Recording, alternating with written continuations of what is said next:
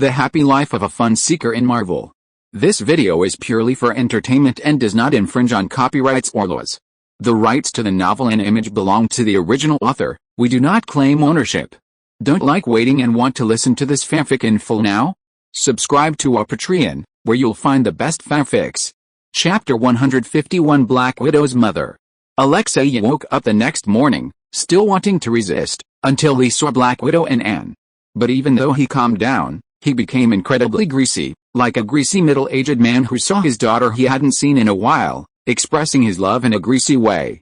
Sherlock had no idea what Black Widow and Anne were thinking, but he couldn't bear to watch. The funniest thing about him was Captain America. Before Alexei woke up, Captain America had already put on the suit he hated so much, even refusing to take it off to eat.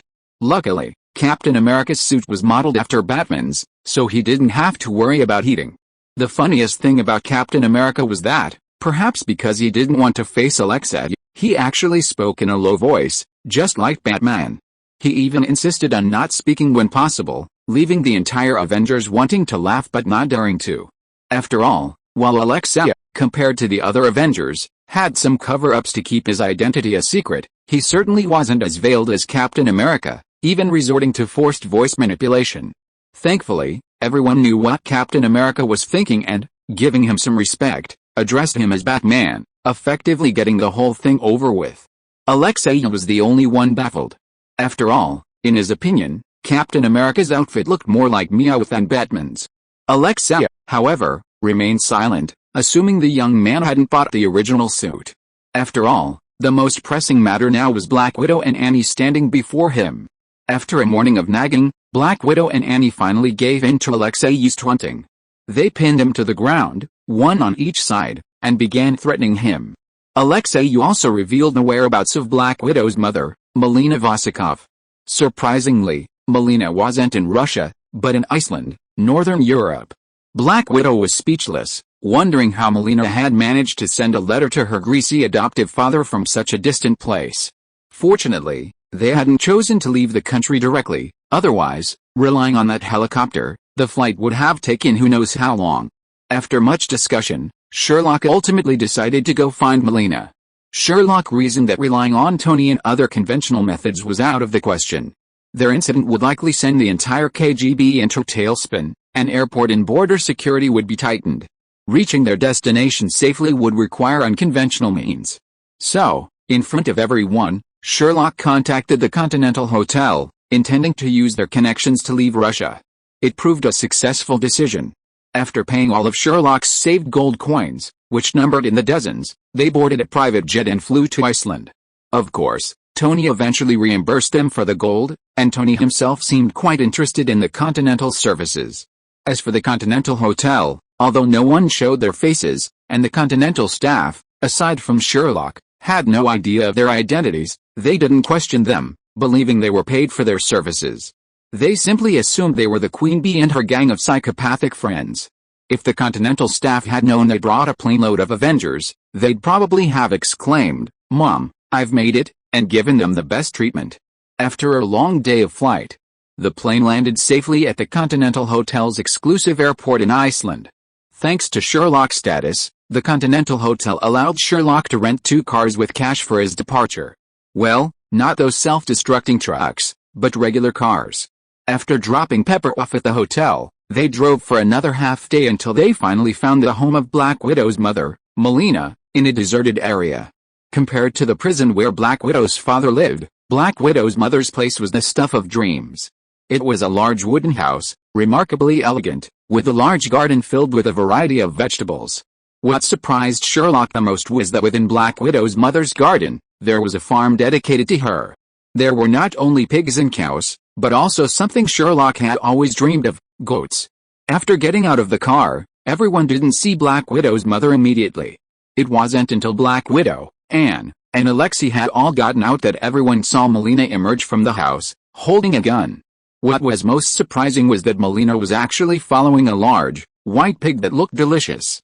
Unlike Black Widow's father, who was as greasy as a bastard, Black Widow's mother was undoubtedly much more normal. Despite being the adoptive mother of both Black Widow and Anne, Melina still loved both of them. The 3 women hugged each other and shared their longings. Alexei tried to intervene, but was repelled by the three. Not even the Avengers bothered to disturb Black Widow's rare moments of warmth, with Sherlock being the only exception. Sherlock stared blankly at the unusually obedient large white pig following Melina, his mind already racing through all the pig's possibilities.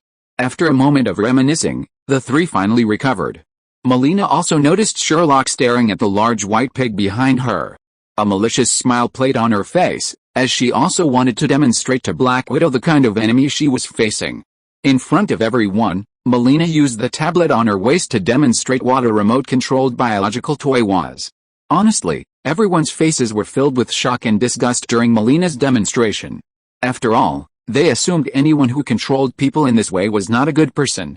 Only Sherlock's eyes lit up. Sherlock even imagined a possible use for Melina's system. As a bugphobe, Sherlock even imagined using Melina's biological control system to make every bug in his home, including the training grounds, move out. He could even manipulate these insects to form a natural biodefense network around his home, ensuring no further insects could invade Sherlock's house. After all, most American homes are made of wood, so the presence of insects is normal. The absence of insects would be a strange occurrence. Unfortunately, Melina quickly shattered Sherlock's illusions. This device wasn't controlled by nanomechanics, as Sherlock had imagined, but rather required an implanted chip or similar. Sherlock immediately lost interest in the system, his eyes dimming as he shifted his attention to the goats in the pen. Melina, on her part, was also puzzled. Initially, she'd assumed the young man named Sherlock, who was accompanying Black Widow, was no good, his eyes aglow at the mention of his anti-human system. But after she explained the mechanism, his interest quickly faded and he focused on his own pen. What was going on? Melina expressed confusion, but was deeply shocked. Chapter 152 Sherlock, have you eaten? If you can't figure it out, don't think about it. Melina explained that since Sherlock came with Natasha and the others, even if he had some hidden agenda, he wouldn't act out in front of everyone. So, Melina greeted everyone inside without a second thought. But Sherlock didn't enter, staring intently at the goats in the sheepfold. The reason Sherlock couldn't stop staring at the poor little lambs in the pen was simple: he was greedy. Tears streamed down his cheeks uncontrollably. As for what had been driving Sherlock's cravings, it was simple: mutton offal soup, also known as yangtang. This dish is common in northern China during the summer. It's made by boiling various sheep offal in a pot of milky white broth and served on the table. It's usually served with corn cakes or flatbreads. Before his time travel, Sherlock was a true northerner. He didn't really like yangtang, but he felt unwell if he didn't eat it once a year. However, it's well known that in the United States, if you want lamb, whether it's goat or sheep, bone-in or boneless, or even pre-cut for you, it's readily available in major supermarkets. It's also very affordable, with a whole leg of lamb costing just a few $dozen. In contrast, perhaps because these unsavory foreigners don't eat offal at all, finding offal for goat soup in the United States is doubly difficult. Of course, it's not impossible to find some, and if you're determined, you can find some, but most are frozen or in limited quantities. Finding all the fresh ingredients for goat soup in one place is as difficult as trying to eat a grouper caught no more than 5 minutes ago in XJ. It's possible, but not necessary. But now, things are different. Sherlock actually saw a live goat. He'd be remiss not to make some goat soup. Sherlock stood alone in the yard, debating for a long time. Finally, he decided to get one. If nothing worked, he could pay later and just think of it as buying a lamb. Sherlock had even planned to roast the lamb whole and make lamb soup with the offal. The only downside was that there were no cornmeal flatbreads, which would have been absolutely delicious. Meanwhile, Sherlock was already busy like a bee, working to satisfy his hunger. Meanwhile, everyone inside the house was busy too. After entering, Melina greeted them in the living room. After a brief exchange of pleasantries, Black Widow and Melina began discussing the events of the Red House and the origins of this incident. Melina, for her part, listened intently. After Black Widow finished her story, she began to ponder whether these people could truly defeat the behemoth in the Red House. Of course, most importantly, Melina was genuinely interested in the supposed antidote Black Widow and her group had in their possession. You have to know that Dreykov, the master of the Red Room, is a complete coward. Not only does he rely on drugs to control the Black Widows, he's also made himself invulnerable to them. He even morbidly believes that drugs are unreliable and demands research into current methods of controlling the Black Widows using chips. Fortunately, Melina is no fool. Although her research has yielded promising results, when confronting Dreykov, she consistently relies on the results of her predecessor's research. Simply put, even if Dreykov truly did use Melina's technology to control the Black Widows, Melina could break his control with her advanced technology. When Melina shared this with the crowd, everyone present breathed a sigh of relief. After all, the Black Widows were innocent, controlled by them, unable to make their own decisions and passively following orders. If possible, no one present would actually want to kill the Black Widows. Besides, Black Widow was still around, so they had to give her some face. Yet, the smooth progress of the discussion left everyone feeling a bit strange. For some reason, after being accustomed to Sherlock's mischief and pranks, this discussion seemed surprisingly smooth. Wait, where's Sherlock? Tony was the first to notice something was amiss. As Sherlock's uncle, he knew a fun-loving person like Sherlock wouldn't be this quiet. A quiet child is always up to something. This saying isn't just a wise saying in the East, it's universally acknowledged by anyone who interacts with children. Sherlock had been quiet for at least half an hour. Given Sherlock's ability to stir things up, it was hard to imagine what he was doing. After Tony expressed his thoughts, Captain America and Hawkeye were the first to react. It wasn't for any other reason, they were simply frightened. Compared to Hawkeye, whose costume had merely been pranked by Sherlock during this particular operation, the captain had been pranked by Sherlock even on vacation. So, without a doubt, the captain's speed was much faster than Hawkeye's. The two hurriedly rushed into the courtyard to find Sherlock carrying a large basin of blood, heading towards the nearby stove. At Sherlock's feet was a large basin of steaming, fresh-looking offal. Even on a table from nowhere, a pre-cooked lamb sat. Add to that the slaughtering of the lamb, and Sherlock inevitably got a little blood on him. The whole scene, taken together, was a scene of hell. But Sherlock, on the other hand, had a different perspective. He felt like a child caught stealing corn. Looking at Melina, who was following behind the captain, Sherlock forced an awkward smile as he watched the others emerge. After a long pause, Sherlock managed a thoughtless remark, attempting to break the awkward silence. Has everyone eaten yet? It would have been fine if Sherlock hadn't said anything, but after he did, everyone's heads were agape. So, after all this time, this guy was just cooking for himself? But you know what, even if Sherlock hadn't asked, everyone was actually a little hungry. Tony was even smarter and went straight to Melina to discuss the price of the lamb. As Sherlock's uncle, Tony knew that this guy had a very picky palate. Something that could make Sherlock so greedy, of course, tasted delicious. Tony was definitely going to try it. Chapter 153 Captain, Making Careless Friends, Wanting to Kill. Unlike Alexei, Melina had already roughly guessed the identities of the group the moment Black Widow led them in. Therefore, she decisively refused Tony's offer of payment. She stated that as the host, they should indeed treat the group. Besides, the sheep in the pen were food, not just experimental subjects, so there was no question of compensation.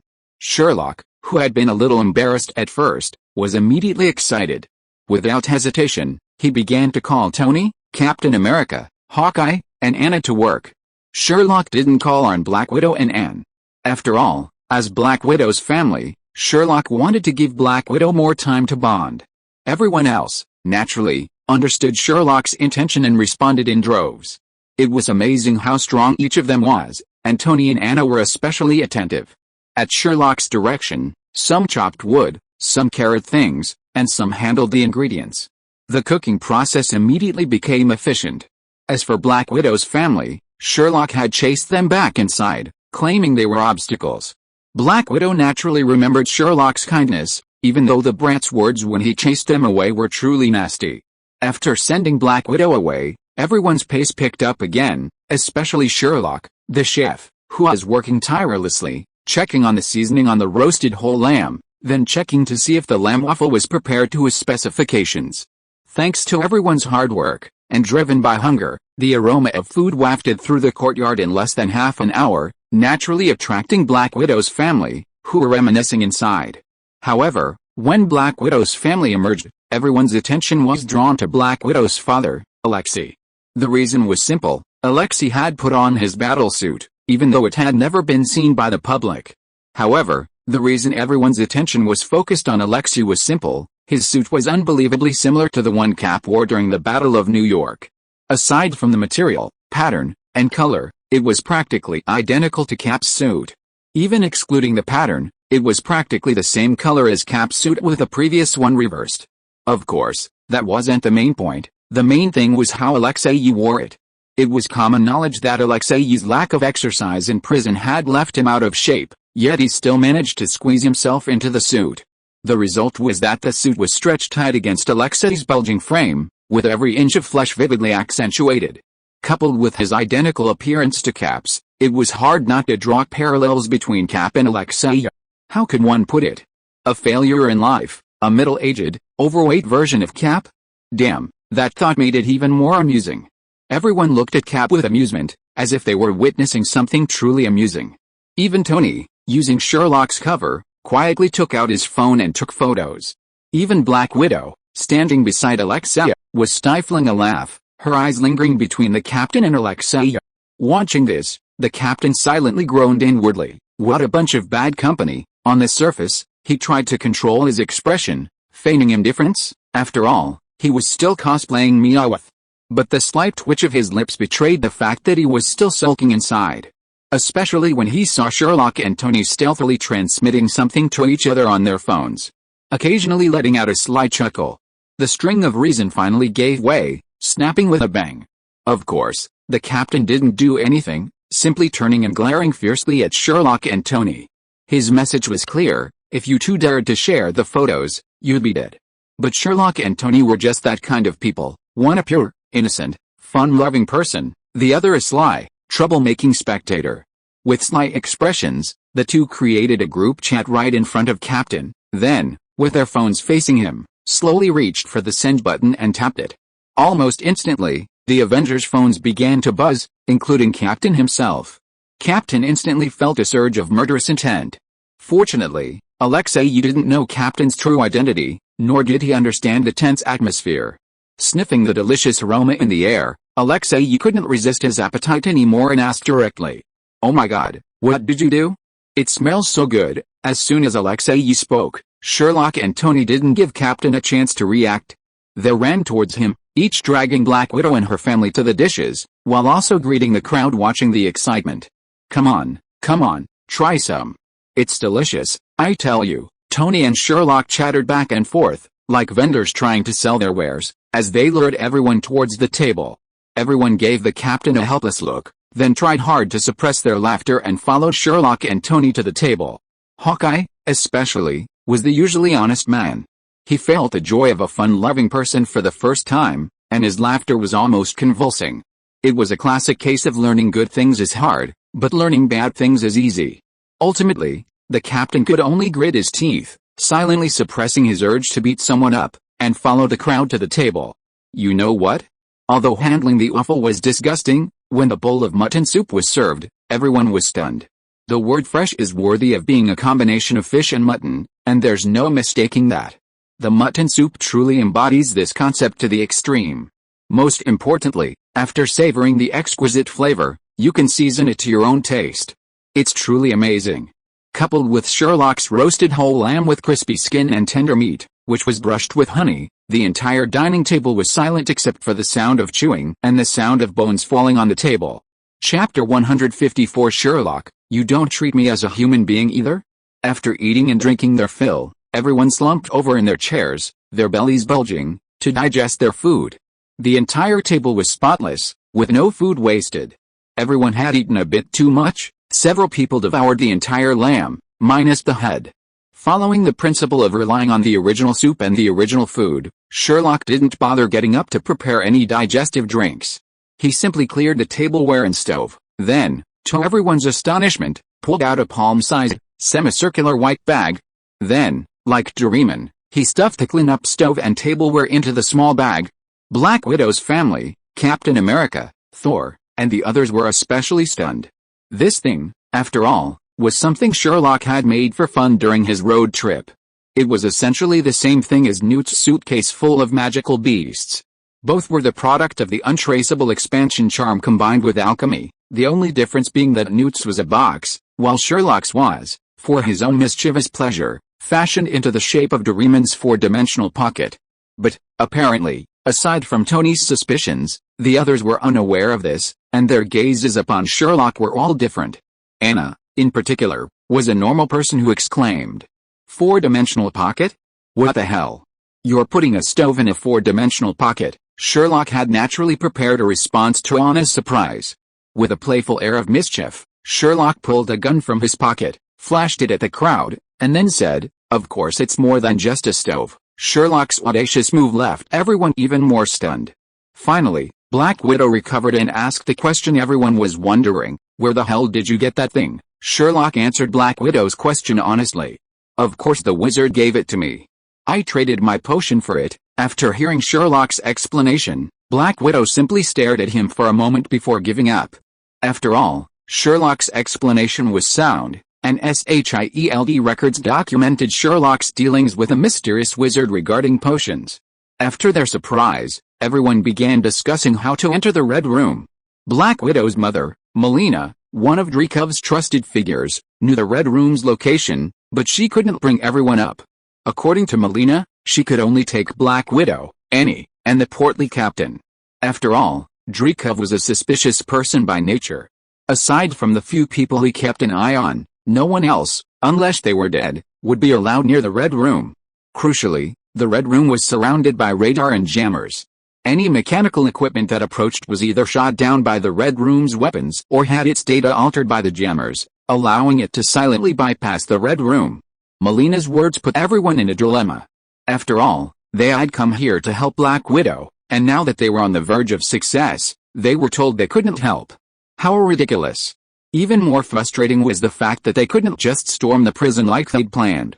After all, Black Widow inside was no match for ordinary jailers. Add to that the Red Room's controls, and a forced attack would likely bring them face to face with an endless supply of fearless Black Widows. The mere thought was enough to make one's scalp tingle. After a long moment of deliberation, everyone realized they had no good solution. Gradually, everyone's attention turned to Sherlock, who was sitting there, enjoying a glass of watermelon, his mind wandering. Gradually, Sherlock noticed something was amiss. Why had the discussion stopped? Responding, Sherlock noticed everyone's gaze fixed on him. Startled by this change, he jumped to his feet. "What are you doing? Why are you looking at me like that?" Seeing Sherlock's expression, as if he were always out to harm someone, everyone felt speechless. They all rolled their eyes before explaining the whole story to Sherlock. Sherlock was becoming increasingly confused the more he listened. "Good fellow, you really don't take me for granted." "What do you mean? You take care of me when things are good, and I'll take care of you when things are bad." Sherlock immediately stated his stance. His potion was magical, but it was just a potion. Machines couldn't drink it. And he wasn't a wizard, so he had no other options besides potions. Of course, Sherlock's words were pure nonsense, especially Tony, who knew the inside story, who immediately rolled his eyes. However, Tony didn't point it out to Sherlock. After all, he knew from Sherlock's expression that this kid was definitely up to something bad again, so he just watched the show. As Tony expected, Sherlock, righteous and assertive one moment, then subdued his gaze the next, stating that while he couldn't solve the problem, his elder brother, the wizard, might be able to. He immediately announced he would call for help. Everyone expressed anticipation. After all, the wizard's power during the Battle of New York had already been deeply ingrained in everyone's minds, and everyone hoped Sherlock would actually be able to call for the wizard. Then, despite Tony's disdainful gaze, Sherlock pulled out his phone and, with a pretentious expression, began making a call. After a long pause, Sherlock finally hung up, saying to the crowd with a painstaking expression, "I've accomplished my mission." As Sherlock finished his words, a sound of space warping emanated, and the wizard truly appeared before everyone. Tony's eyes nearly popped out of his head at this scene, his gaze oscillating between Sherlock and the so-called wizard, as if trying to understand how Sherlock could appear in the same place at the same time. But Tony probably never would have guessed that the so-called wizard that appeared at this moment was merely a projection of Sherlock using Loki's magic. Sherlock wanted to completely sever his veneer of the wizard in front of Black Widow, Hawkeye, and Captain America, and show off his skills in front of everyone. Of course, one thing has to be admitted, this is truly exciting, and it's exciting to the extreme. It means that Thor hasn't yet learned how to distinguish between illusions and illusions, or what is commonly known as throwing stones. Otherwise, Sherlock would be exposed in front of Thor. Chapter 155, Sherlock, the Convicted Husband, Part 1. With the appearance of the wizard, everyone's attention was instantly focused on him. He raised his wand and casually pointed it at Sherlock. A thick red beam of light instantly shot towards him. Before anyone could react, Sherlock was struck by the red beam. In that instant, he became as solid as a stone tablet. He stood upright for a moment, then collapsed. Everything happened so quickly that even after Sherlock collapsed, no one had time to react. And for some reason, even though no one in the room could see the wizard's face, they all sensed a sense of disdain. Everyone exchanged glances and sat down in unison, no one speaking up for the petrified Sherlock. After the wizard finished dealing with Sherlock, everyone seemed to be able to feel the wizard glaring fiercely at Sherlock, who was lying on the ground. Then he shook his wand a few times. As the wizard shook his wand, the space seemed to be distorted. After a while, 5 brooms with footrests fell to the ground. After the brooms fell, the wizard did not stop casting spells. Instead, he shook them more violently. After a while, an ordinary-looking suitcase fell next to the pile of brooms. Seeing that everything seemed to be taken care of, the wizard stopped casting spells, pointed at the things on the ground, and spoke to the still confused people in a unique electronic voice. The little guy lying on the ground over there has already paid for these things. Just ask him for details on how to use them. Oh, by the way, these things are not cheap, but it seems that the profiteer lying on the ground has something he likes and wants to exchange with you. If I understand correctly, it seems to be some kind of red house base. Never mind, you can discuss it with this little guy when the time comes. I have things to do. With that, he turned to leave. Just as the wizard turned to leave, the captain, who had been sitting nearby, called out to the wizard, "Wait, wizard, we need help." This time, the captain didn't hide his voice. Seeing the wizard about to leave, he stood up and shouted in his original voice. Hearing the captain's call, the wizard turned and looked at the captain with a look of resignation. After a long pause, he spoke. "No, I don't think you need my help. Look at what you have. It's almost enough to fight the purple potato monster. Besides, I'm being a bit too aggressive." After a pause, the wizard pointed at the 5 brooms in a suitcase on the ground and continued. "Besides, haven't we already given you the equipment? If you can't defeat that little guy's red house or something, then we might as well disband right here and let Earth be invaded. Maybe aliens respect labor laws more than the capitalists on Earth." After making a small joke, the wizard turned his back to the crowd and waved, as if to leave. But before he could continue, another voice stopped him. "Wait, wizard, I have a question I've been wanting to ask you." It was Black Widow who spoke. Black Widow, completely disregarding everything else at this moment, stood up and asked. If this was truly confirmed, then the top management's countermeasures against wizards would likely be overturned and reorganized. The wizard stopped by Black Widow seemed helpless. Even with his back to the crowd, one could still sense the wizard roll his eyes. Then, feebly, he turned around and looked at Black Widow as she stood up. "Okay, one last question. You know, I have a lot to do. An old man named Dumbledore still needs my counseling so he can face another old man named Grindelwald, who was once his enemy but still loved him. I also have to take care of a little girl named Hermione and his 2 useless lackeys to deal with a village terrorist who only knows how to emit green light and kill people everywhere, and he's also very good at hiding. I'm super busy." I'm not kidding, it would have been fine if the wizard hadn't said anything. After he finished speaking, everyone's heads were full of black lines. For some reason, they always felt that the things the wizard did were serious yet also a little bit unserious, and that there was also a lot of seriousness in the unseriousness. Well, it was very confusing. The wizard's ramblings had even Tony, normally the most talkative, stunned, not to mention the others. Even the well-trained agent, Black Widow, was stunned for a moment before she finally responded and asked her question. "Well, okay, you do seem busy, but my question isn't a big deal. It's just one thing. Wizard, you seem mysterious and powerful enough, so why would you trade with Sherlock to obtain his potion?" Upon hearing Black Widow's question, the wizard turned to leave without hesitation, but as they walked, the mentor explained Black Widow's question. "Well, sometimes magic is truly amazing and can accomplish most things, but it's undeniable that there are also many things it can't. But this little fellow's potion can easily do it. And most importantly, Isn't it? With that, the wizard, ignoring everyone's reactions, vanished with a crackling sound of space warping. With the departure of the wizard, everyone fell silent for a moment. Black Widow and Hawkeye were especially impressed. As high-ranking SHIELD agents, they were able to see the opinions of the Syzygus and Sherlock with an SHIELD. Putting aside the fact that the two used the same potion, from their personality to their behavior, the assessors with an SHIELD believed that the probability of the two being the same person was over 75%. But now it seemed that everyone was wrong. After all, it was impossible for one person to appear in front of everyone at the same time. Furthermore, judging from the previous conversation, this wizard didn't seem to have the same personality as Sherlock, but rather a very similar temperament. If you're listening to this novel on a channel other than Fanfic World, it means they downloaded and uploaded it without effort. We cordially invite you to visit our channel, Mundo Fanfic Novelis. There you'll find the original version of this story and you can explore many other novels of various genres. We're waiting for you to immerse yourself in a world of incredible novels. Chapter 156, Sherlock, the Convicted Husband, Part 2. According to psychology, the more similar personalities are, the greater the chance of becoming friends. However, these friends are often bad friends. Examples of this are commonplace. Just think of those friends who know your front door code and routinely stock your refrigerator. These bad friends will never let go of any opportunity to mess with you, whether they have the means or the means. But when you need help, these people will lash out at you with unrelenting insults while using everything they have to help you. Just like when the wizard first arrived and struck that little jerk Sherlock without mercy. Wait. Sherlock was still lying on the ground. Just as everyone was reacting, space distorted again, and the wizard reappeared before their eyes.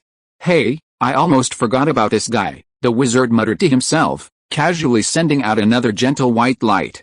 The moment it enveloped Sherlock, the wizard vanished with a crackling sound of space warping. Shortly after the wizard vanished, Sherlock, petrified, rose from the ground. His first act was a 10-minute telegraph and rap performance directed at the spot where the wizard had vanished. The entire performance was heavy on the slang, delivered at an incredibly fast pace, even imbued with an inexplicable rhythm. Ignoring the asterisk lyrics, it was on par with any rapper. As Sherlock performed, Black Widow and Hawkeye kept their eyes fixed on him, trying to find any flaws in his performance and subtle expressions to prove SHIELD's suspicions were correct. Sadly, they failed. Sherlock's performance was so utterly worthy of Hollywood's Oscar nomination that it showcased his acting prowess to the hilt, with not a single flaw. While he cursed outwardly, even acting like he'd been tricked by his best friend, he was actually grinning from ear to ear. Throughout the performance, Sherlock felt a strange thrill, and the script was brilliantly executed. He immediately shut down his Sherlock persona. He then lay on the ground, controlling the projection's speech and movements. Even the broom and spells were either teleported or simulated by Sherlock's own magic while lying on the ground. In short, Sherlock's performance truly fooled everyone. Even Tony, who knew Sherlock's many alter egos best, briefly doubted whether the wizard and Sherlock were the same person. And that was to say nothing of the others, who had initially been skeptical. Meanwhile, after about 10 minutes of this hilariously self-deprecating drama, Sherlock finally felt a tinge of fatigue and slowly stopped. He had to stop, as the intense output made him feel like he was running out of breath. Having stopped, Sherlock excitedly ran over to the pile of brooms. Honestly, if Sherlock had been asked to ride a broom in an oversized vest, he would have refused. But if Sherlock himself had been asked to do it, he could have reluctantly accepted it.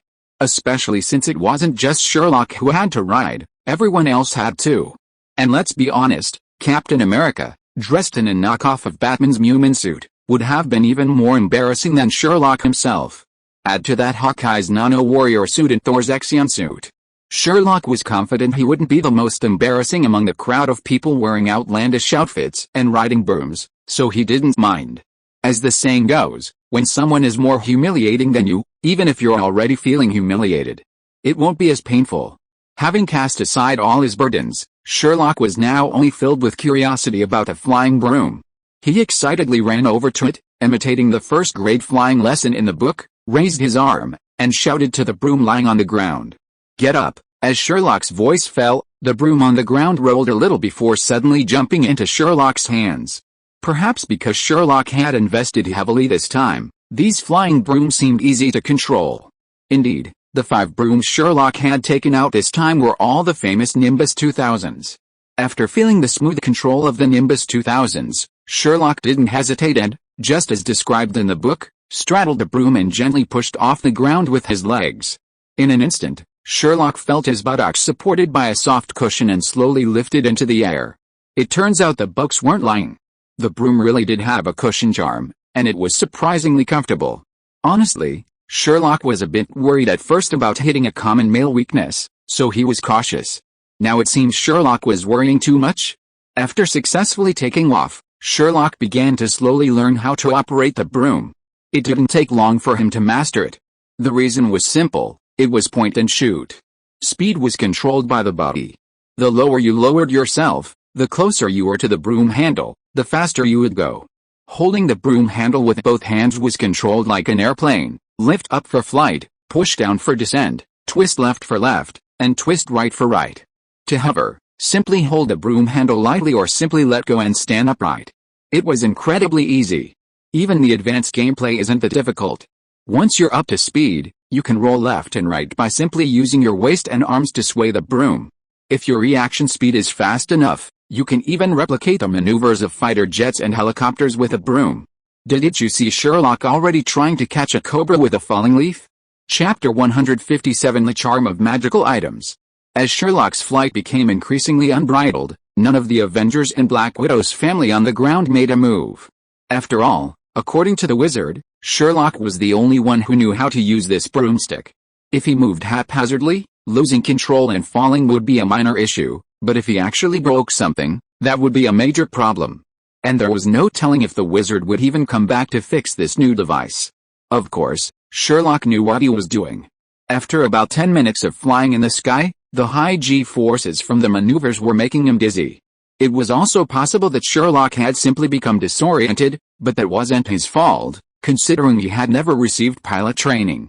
After landing dazed, everyone rushed over, partly out of concern for Sherlock, the youngest member of the group, and partly out of curiosity about this broomstick that could soar. After a while, Sherlock finally recovered and began to play the role of flying instructor, teaching the Avengers how to use their brooms. Watching Captain America and the others line up with constipated expressions, shouting at the brooms on the ground, Sherlock could only silently pull out his phone to record this legendary scene. Perhaps because everyone except Sherlock was a muggle, their brooms didn't control as smoothly as Sherlock's. But even so, everyone was immersed in the joy of flying brooms. Even Black Widow and her family, who originally didn't need brooms, stumbled in to try them out. Later, they even agreed on a time, each for half an hour, and everyone was having a blast. Of course, this didn't include Tony. Although he was also interested in the brooms, he was more interested in the drama Sherlock had just put on. Taking advantage of everyone's attention being drawn to the brooms, Tony quietly approached Sherlock and asked, "Say, Brad, how on earth did you do it? How did you make you and the wizard appear before everyone's eyes at the same time? Time magic? Space folding? And what about that Dumbledore and Grindelwald thing you just mentioned, and that village terrorist? What on earth did you do behind my back?" Sensing Tony's overflowing curiosity, Sherlock rolled his eyes helplessly, clasping his hand over his mouth as he whispered the truth. "Don't make it so complicated. Is it possible that it was just a convincing illusion? And, is it possible that those people you mentioned were just fabricated?" It would have been better if Sherlock hadn't said anything. As soon as he finished, Tony rolled his eyes and immediately lost interest in Sherlock's method of making his alter ego and himself appear at the same time. Instead, he began to focus on other things. "Okay, I knew you had something up your sleeve. Just one more question. Natasha and her family aren't our concern, but there are 6 of us, you, Captain, Hawkeye, Anna, and Thor. Why did you only take out 5 broomsticks?" It would have been fine if Tony hadn't said anything. Afterward, Sherlock's smile widened. Pointing at the untouched suitcase on the ground, he smirked at Tony and said, "Of course, 5 broomsticks are enough. Your stuff is there." Tony stared at the seemingly ordinary suitcase, a question mark forming in his head.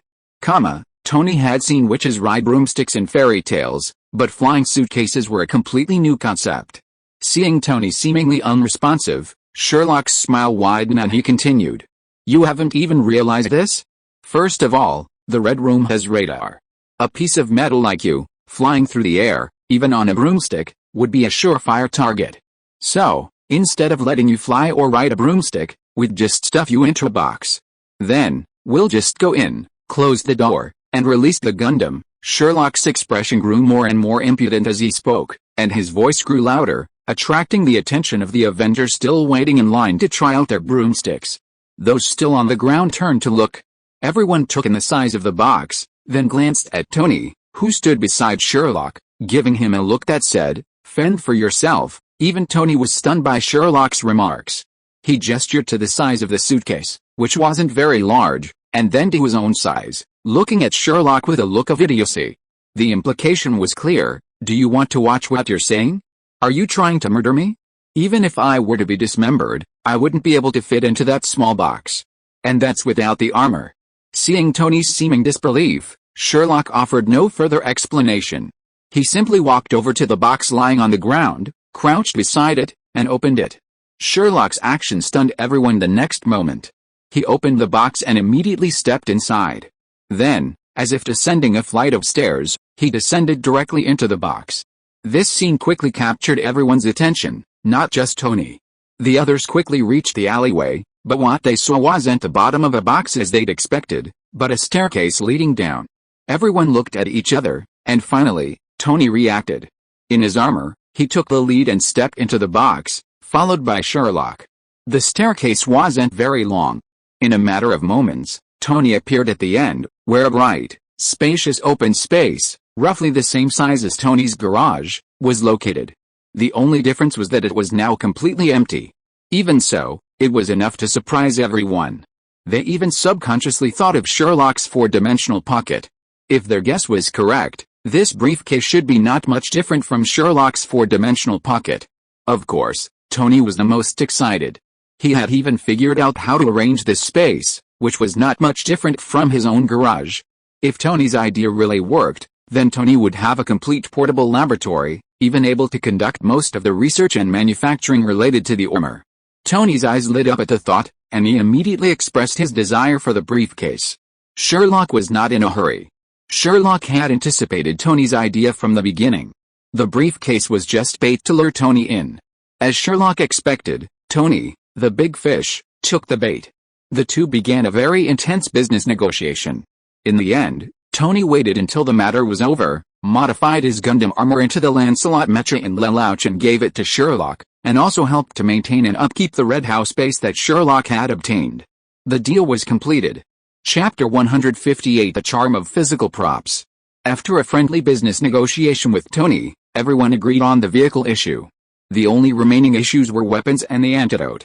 After all, the amount of antidote they currently had was too small, and there was no telling how many Black Widows were in the Red Room. Even misting it into the ventilation system wouldn't solve much of a problem. After all, talking about effectiveness without considering dosage alone was pure nonsense. As for weapons, everyone now knew that the Black Widows were just a bunch of pitiful individuals with no control over their own fate. If harming them was possible, then it was best to do so. Therefore, the weapons would be geared towards controlled, non-lethal weapons. Sherlock had already solved the most difficult problem, the how to get their issue. The rest, Sherlock felt, could be handed over to someone more capable. With two doctors on hand, their knowledge and skills would undoubtedly be fully utilized. After all, one was Tony, a mechanical engineering graduate from MIT, capable of crafting a steel armor. The other was Black Widow's mother, Melina. Though it wasn't clear where she graduated, Sherlock wasn't worried about the antidote simply because of Melina's research on making animals docile. But Sherlock never expected Tony, the idiot, to actually give him the job of modifying the weapon. His reason was incredibly convincing: he was going to help Melina mass-produce the antidote to Black Widow's control. After all, while Melina was a master in biology, this was a residential area, and the equipment for large-scale drug production was completely unavailable. Sherlock watched in amazement as Tony followed Melina into Melina's house, leaving Sherlock standing alone. Sherlock's unease was worse than if he'd eaten something unspeakable. After all, if you asked Sherlock to design those outlandish weapons, he was the one. If physical solutions weren't feasible, he could always resort to magic and alchemy. But now Sherlock had just separated from his larger-than-life alter ego. If he resorted to magic and alchemy now, Wouldn't all his efforts have been in vain? Revenge, pure revenge. Sherlock had reason to suspect that this was Tony's revenge for the short time he just screwed him with that suitcase. In fact, Sherlock was absolutely right. Tony was simply seeking revenge. After all, he was using non-lethal weapons, so technically, fists counted, didn't they? And after learning the details of the Red Room, the remaining Avengers were mentally prepared to fight unarmed. After all, except for Anna, every one of them had some special skills, and Thor, the most powerful, could put anyone to sleep with just a single blow. So, having weapons or not didn't really make a big difference to them. And when Tony asked Sherlock to improve the weapons, everyone saw that this was Tony's revenge. But tacitly, no one pointed out Tony's small act of revenge. Everyone stared at Sherlock, who stood there in impotent rage, with a strange smile on their faces. After all, ever since they'd met him, he'd been constantly finding ways to rip them off in unexpected places. Now, seeing Sherlock suffer a setback, everyone was eager to see him suffer. Only when Tony and Melina vanished from Sherlock's sight without a lingering glance did Sherlock finally stop his impotent fury and turn around to gaze at the crowd with a hint of embarrassment. The others, however, would miss the opportunity to openly criticize Sherlock. Each and every one of them transformed into a standard on Miyagi, even with a hint of tea. Don't worry, I'll use whatever you have. Even a leather peg. The captain was the first to fire his spear, sternly addressing Sherlock with a look of righteousness and righteousness. If Sherlock hadn't clearly understood the yin-like and yin-yang connotations of these words, just by looking at their expressions, he'd likely be incredibly moved. Even the honest Hawkeye followed the captain's lead and spoke immediately. That's right, don't push yourself too hard. Even without weapons, we can defeat those villains. It'll just be a little trouble and minor injuries. Hawkeye's words seemed to open everyone's ren and do meridians, and each one fiercely demonstrated their talents before Sherlock. Sherlock's expression could have been sunny turning cloudy, but under the yin and yang of the crowd, it was clearly cloudy turning to a thunderstorm. Good boy, are you all just acting? No problem, fulfill your fantasy. Without hesitation, Sherlock turned and headed towards Melina's house. He needed a quiet place to let these fools experience the magic of physical props again. Only after Sherlock vanished from sight with a sullen face did suppressed laughter ripple through the air, a chuckle tinged with a joy of avenged vengeance. But their joy was evidently premature. Less than an hour later, Sherlock emerged from the room again, a sinister smile on his face. Then, under Sherlock's arrangement, a truly bizarre team was formed. First up was Thor, the decorator, wielding two ambiguous claw hammers. Combined with his stylish attire, it was clear he was a skilled worker. Most striking were the two non-lethal weapons Sherlock had modified into Thor's possession. While it sounded fancy, they were essentially two hammers attached to electric batons. They could both strike and shock, a fitting trait for Thor's role as the god of thunder. Crucially, considering Thor's strength, Sherlock had also strapped two narrow-necked bottles of iodine to the batons, a perfect example of simultaneous striking, shocking, and disinfecting. Next up was the low-budget cosplayer Hawkeye. Sherlock simply tossed Hawkeye a wooden bow. While the original compound bow seemed to be a fairly good representation of the game character, Hawkeye with a wooden bow inevitably looked a bit out of place. However, the most outrageous thing about Hawkeye wasn't the wild-looking retro wooden bow, but the arrows Sherlock threw. Well, rather than arrows, they looked like long, thin electric batons. That's right, Sherlock didn't bother making any new arrows for Hawkeye. Instead, he simply found some long, thin electric batons and threw them at him. He even thoughtfully replaced a bow with a non-conductive wooden one to prevent Hawkeye from getting electrocuted. Of course, these weren't the most outrageous things. The most outrageous thing was Mr. Steve, who had transformed into the community security captain. Sherlock fully accommodated Captain's wishes, handing him a long-handled leather spike, albeit one with a semicircular section cup filled with stun gun contacts. Meanwhile, Sherlock, mindful of Captain's strengths, found a heavy bulletproof shield to complement the long-handled electric spike. For some reason, after wearing Sherlock's pirated Batman suit, Captain, wearing the equipment Sherlock provided, gave him the air of a Spartan warrior from a superhero comedy. It was quite remarkable. The rest was simple. Considering Anna lacked the Avengers' special abilities, Sherlock's arrangements were relatively straightforward, simply handing her a tranquilizer pistol and numerous magazines. He also gave her two tasers as secondary weapons. Chapter 159, Avengers, well, forget it, attack. Looking at the bizarre weapon Sherlock had unearthed, Black Widow was truly thankful she wasn't on Captain's team, and didn't have to share the pain Sherlock had inflicted. Just look at those previously arrogant individuals now donning masks of pain, and you can tell how hopeless it was to have provoked that little jerk Sherlock. Sherlock was the type of person who never held a grudge overnight. The moment he saw Captain and the others' masks of pain, he immediately responded with a barrage of insults. Hey, dear Mr. Meow, you just said you'd use even a leather peg. Are you going back on your word? You know, I've put so much effort into satisfying you. After Sherlock finished speaking, it was clear that the masks of pain on Captain and the others' faces had become more pronounced. The only one who remained relatively unfazed was Anna. After this barrage of sarcasm and teasing, Sherlock finally vented his anger, feeling refreshed. Despite Sherlock's unusual appearance, its functionality was surprisingly good. After all, only Sherlock could create a weapon capable of simultaneously striking, electrocuting, and sterilizing. Fortunately, the group's discomfort didn't last long. Tony and Melina emerged from the room, carrying a basketball-sized object filled with yellow liquid. This, if nothing unexpected happened, was their counterfeit antidote. With all the necessary elements in place, Captain no longer hesitated over whether to head to the comedy set, Sparta, or Marvel, and began assigning tasks. The plan was simple. Melina would lead Black Widow's family to the Red Room and lead the way, while the rest of the group would follow behind them on flying broomsticks. Once the Red Room was located, the group would launch a surprise attack. Captain and Hawka would draw attention, while Anna and Tony would locate the Red Room's central ventilation system and release the antidote. Thor would search for Jane and cause a scene. As for Sherlock, well, Sherlock was a free agent. The captain pondered for a long time, unsure of what mission to assign him, so he simply told him to do whatever he wanted. Sherlock, relieved, readily agreed. Of course, Black Widow herself would deal with the main boss, Dreykov. After all, Black Widow felt it was a personal vendetta, and she would have to resolve it personally. After finalizing the plan, everyone decided to proceed without hesitation. Melina also changed into her combat uniform. You can't tell, Melina, who had originally looked like an old woman, looked much younger in her uniform. It was quite amazing. With the exception of Black Widow and her family, everyone else grabbed their equipment and brooms and ran to the nearby woods to await the arrival of the Red House's men.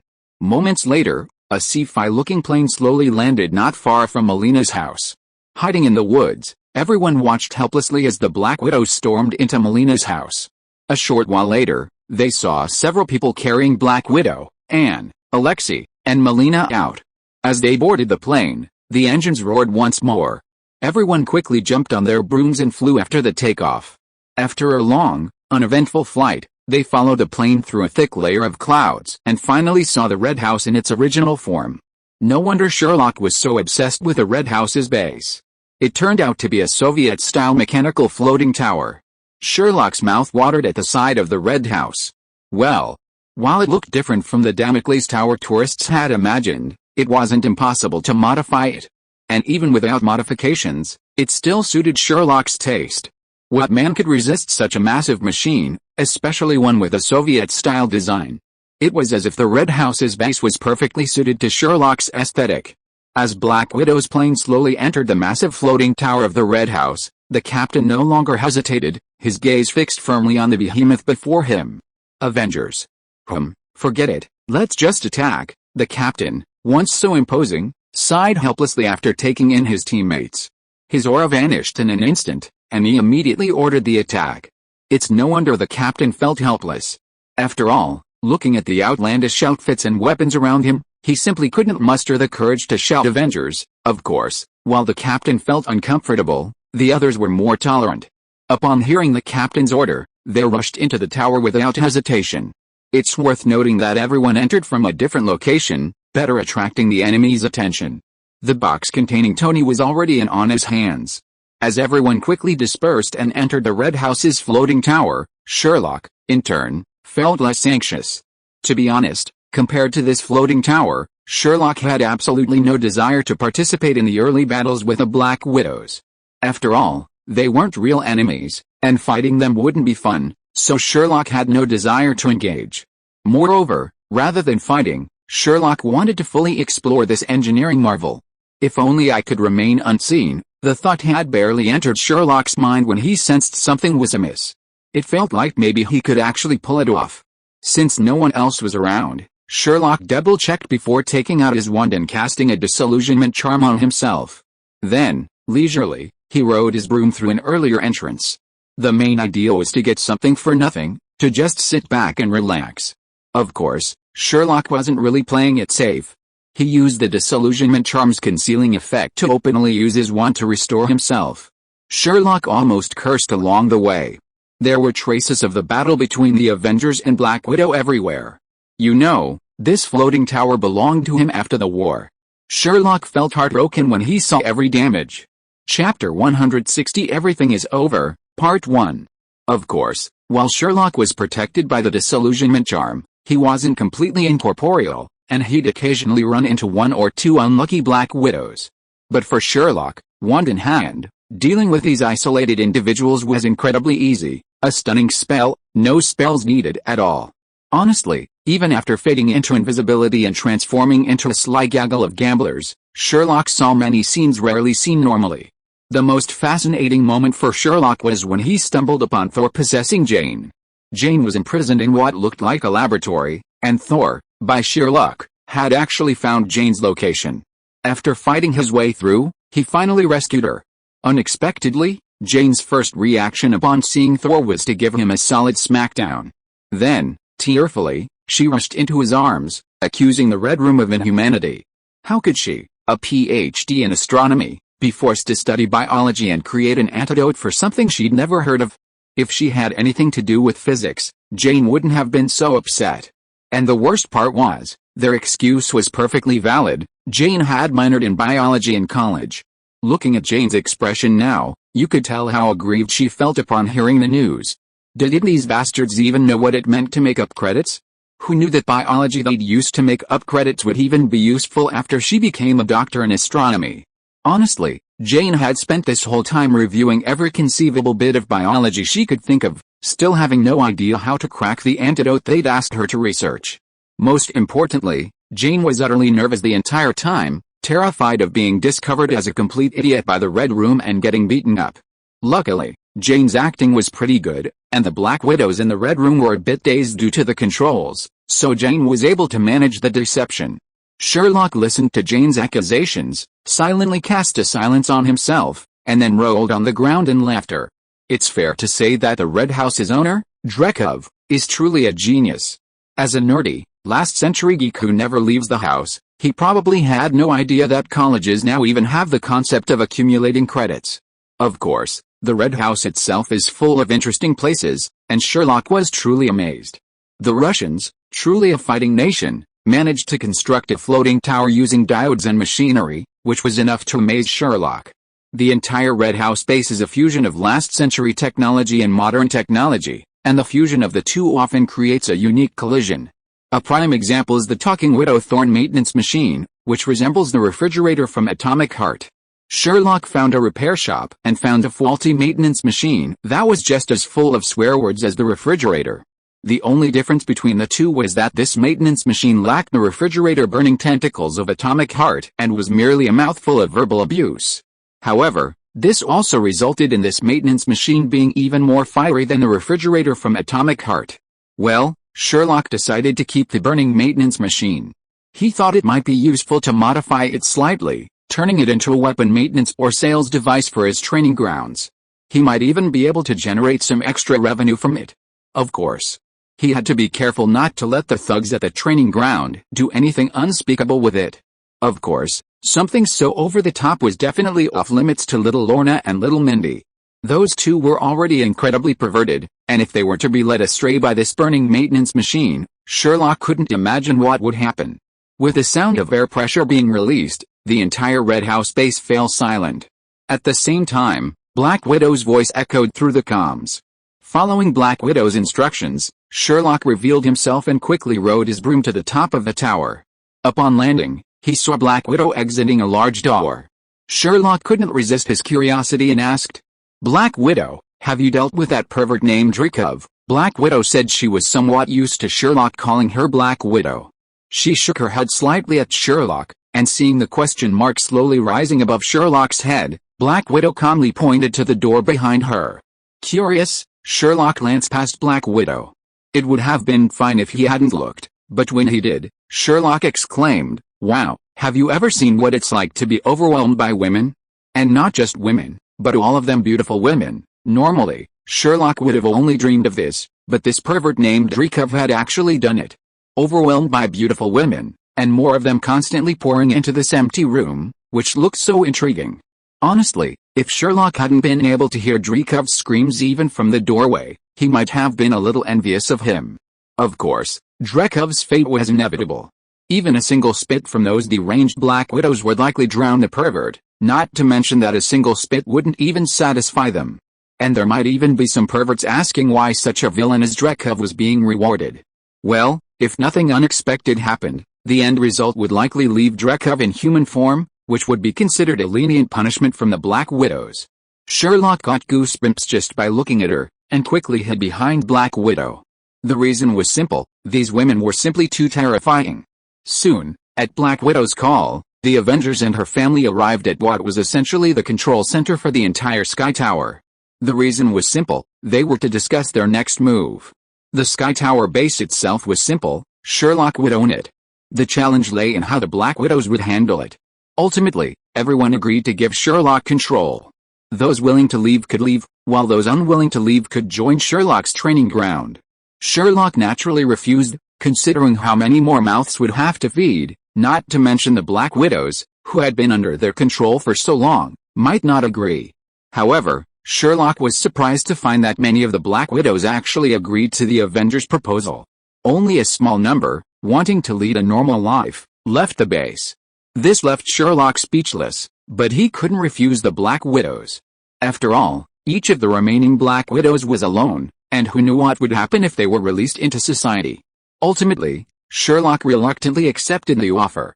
Of course, there were some benefits to this. Sherlock discovered Dreykov's daughter, the renowned Taskmaster, among the remaining Black Widows.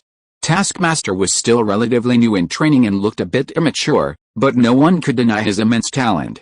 Chapter 161 Everything is Over, Part 2. The main reason Sherlock wasn't so keen on taking over the Red Room in Black Widow's proposal was actually because of Black Widow's sister, Annie. Black Widow's family is incredibly stubborn. Black Widow wanted her sister to live a normal life, so she forced her to go to Sherlock's training ground with the Red Room base.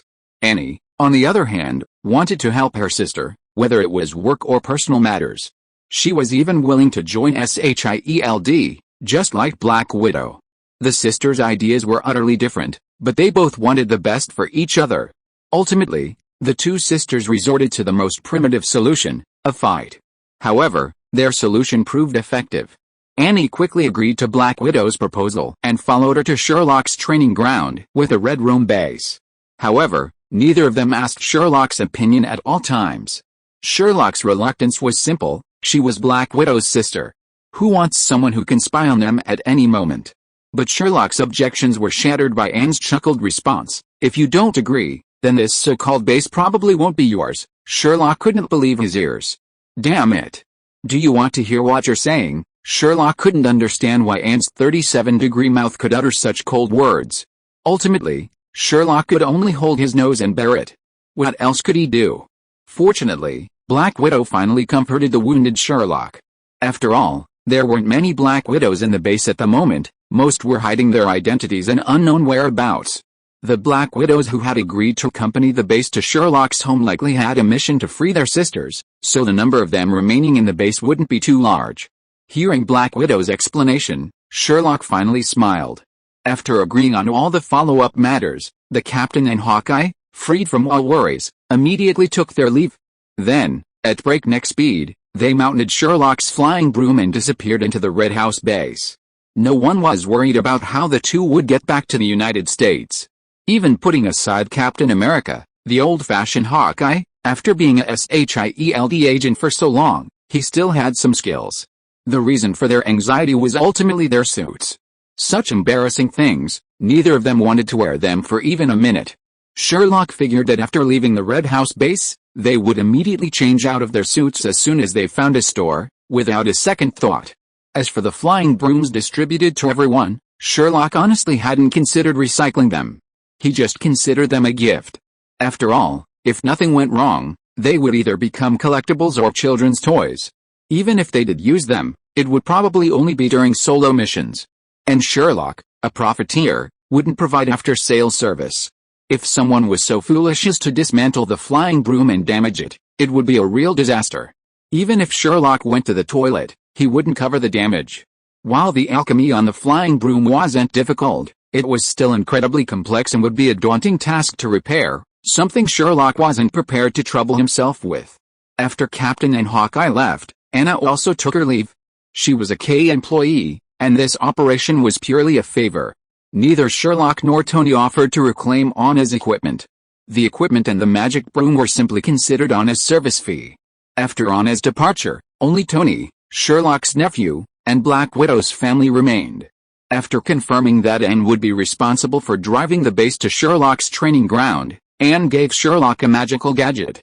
This seemingly fusion of 1970s and modern technology was a two-way locator. Sherlock could use the small screen on the device to locate the base, and the Red House would also use it to locate Sherlock. According to Anne, when Sherlock returned home, he would simply insert the device into the space reserved for the base and take the top half, which looked like a cathode ray tube. Sherlock naturally agreed, and without hesitation, he and Tony left the base. Sherlock even remembered to take the bubbling maintenance machine with him as they left. The two left without hesitation.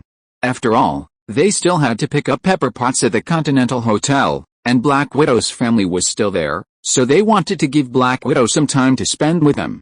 After Sherlock and Tony left, Sherlock and Tony had no idea what Black Widow's family said at the Red House base, nor did they care. Their concern now was Pepper Potts, who was alone at the Continental Hotel. When they arrived at the Continental Hotel and found Pepper Potts, their jaws dropped. When they found her, she was wearing a halter dress, the same style as Ada Wong's, holding a glass of red wine. Her delicate makeup, accentuated by the lighting, made her look like a queen straight out of a story. The change in appearance was minor, but the most crucial thing was that, during Sherlock's conversation with the hotel staff, the uncle and nephew learned that Pepper had, out of boredom at the Continental Hotel, actually completed the introductory training for assassins. In other words, Pepper had already learned a great deal about the essentials of assassins during those few days. Now, after completing a year of novice training at Sherlock's training ground, Pepper would be certified and qualified as a rookie assassin. Upon learning this, Sherlock and Tony's jaws dropped, especially Sherlock. For some reason, he had a feeling that Tony's future married life would be harmonious. Even supporting her husband would be difficult, considering that Pepper's current skills, despite their current shortcomings, were no less advanced in theory. From a single kill to 18 consecutive slashes, each one a minor wound, even Sherlock couldn't match the mastery of Pepper's newly acquired skills. Chapter 162, A Unique Welcome, Part 1. After a long day of flying, Sherlock finally stood in front of his gun shop once again. Gazing at the familiar sign, Sherlock was overcome with emotion. This vacation had been full of twists and turns. He'd even thought it would be a romantic drama, but somehow it had turned into a thrilling action movie, a spy-themed one at that. After a long moment of thought, Sherlock sighed helplessly, temporarily suppressing his urge to give Anna a small gift as revenge, and pushed open the door to his shop. To Sherlock's surprise, the person sitting at the front desk wasn't Skye, whom Sherlock knew well, but Mindy, a young girl. Seeing this, Sherlock's mind raced with questions, and he asked his own question. "Hello, Mindy, why are you sitting here? Where's Skye?" At Sherlock's question, Mindy rolled her eyes in annoyance and spoke to herself. "Skye quit. She's going to look for her parents, so I'm the only one sitting here." After hearing Mindy's words, Sherlock remembered that it was almost the beginning of the TV series Agents of SHIELD. Even if Skye didn't quit, it wouldn't be long before Kelson, the village chief, would come looking for her. Knowing the whole story, Sherlock wasn't surprised at all. He shrugged at Mindy, who sat listlessly at the cashier, and then complained helplessly. "Looks like we need a new cashier. By the way, where are Uncle Price?" Hearing Sherlock's question, Mindy didn't say anything. Instead, she raised her head and gestured towards the training grounds behind the store with her chin. Sherlock nodded at Mindy's gesture and once again started walking towards the door leading to the training grounds. Just as Sherlock's hand touched the door, the crisp sound of a gun being loaded echoed behind him. Having just starred in an action movie, Sherlock was incredibly familiar with the sound of a gun being loaded. He immediately rolled and hid behind a nearby cabinet. After a while, when Sherlock didn't hear the gunshot, he finally popped his head out, somewhat puzzled, to observe. It wouldn't have been a big deal if he hadn't looked, but the sight of it nearly pissed Sherlock off. The reason was simple: the person loading the gun was none other than Mindy, the little girl sitting at the cashier counter. Mindy, holding a pink Glock, sat calmly behind the counter, looking at Sherlock with a half-smile. The muzzle of the gun, her hand waving cheerfully, was occasionally pointed at the door leading to the training ground. The sight sent a throbbing pain through Sherlock's trigeminal nerves, and for a moment, he didn't know how to react. After a while, Mindy, seemingly done with her game, placed the pink Glock on the table, lowered her head to resume reading the comic book in her hand, and spoke to Sherlock without looking up. "You have to wear protective gear and a helmet when you go to the training ground. This is the new training ground rule. Everyone follows this. If you have any objections, you can go talk to Uncle Price." After hearing the little girl's words, Sherlock, who had originally sneaked out, dared not object and could only smile and say, no problem," he said, and swiftly took out a complete set of protective gear and a helmet from his library and put them on. Seeing that he was fully equipped, Mindy did not say anything else. Sherlock breathed a sigh of relief and placed his hand on the door again. Seeing that there was no sound behind him this time, Sherlock breathed a sigh of relief and pushed open the door to the training ground. What Sherlock didn't know was that as soon as he entered the door, the moment it closed, Mindy pulled out a walkie-talkie from under the cash register and spoke quietly into it. "Attention all units, the target has geared up, and is heading towards the designated location, With that, Mindy casually tossed a walkie-talkie onto the table and pulled out her custom pink ammunition armor from under the table. She also pulled out her custom pink AK from under the table, hastily locked the shop door, and rushed to the training ground. Sherlock, entering the training ground, felt a constant sense of danger. However, no matter how hard he looked around, he couldn't find the source of this sense of crisis. The training ground remained the same. While the cadets weren't the same as the original batch, the training methods remained unchanged. The roars of hormones filled the air as always. Everything was familiar to Sherlock, until he saw Lorna. Sherlock could never have imagined that upon seeing Lorna, he would be greeted not with a loving embrace but with a merciless barrage of bullets. The trainees present were also unaware that the normally menacing supervisors could be so ferocious, shooting at everyone with guns drawn. Sherlock was stunned by Lorna's actions, but his reflexes were quick, dodging her attack. Just as he was about to turn and run, he saw Mindy charging at him, firing her AK-5. Sherlock was instantly terrified, and without hesitation, he found a direction and ran for his life. The trainees present could never have imagined that such a shocking scene would unfold during a typical day of training. While the two young girls who normally supervised the training looked menacing, the trainees were all fierce and fearless, and naturally, they had no fear of them. Some even dismissed the two young girls as supervisors. But now they knew how wrong they were. Look at that blonde-haired girl, all by herself with a pink AK, and she managed to create the feeling of a Soviet commissar charging on the battlefields of World War II. There was a sense of tragic madness about her. Anyone present would feel a wave of fear if they were to put themselves in Mindy's shoes. Facing such a charge, they would probably end up in a bittersweet defeat. Then look at that green-haired girl. While she wasn't as crazy as the blonde Mindy, no one could resist her treating the AR rifle like a laser gun. They were clearly using 5.56 caliber ammunition, so why did she fire it as if it had no recoil? The lack of recoil alone was outrageous enough, but then you look at the ridiculous rate of fire. It's like a laser gun, isn't it? If you're listening to this novel on a channel other than Fanfic World, it means they downloaded and uploaded it without effort. We cordially invite you to visit our channel, Mundo Fanfic Novelis.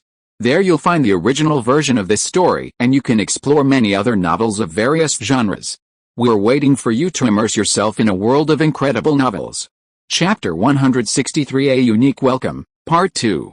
In contrast, the ever-secretive young boss was a remarkable figure.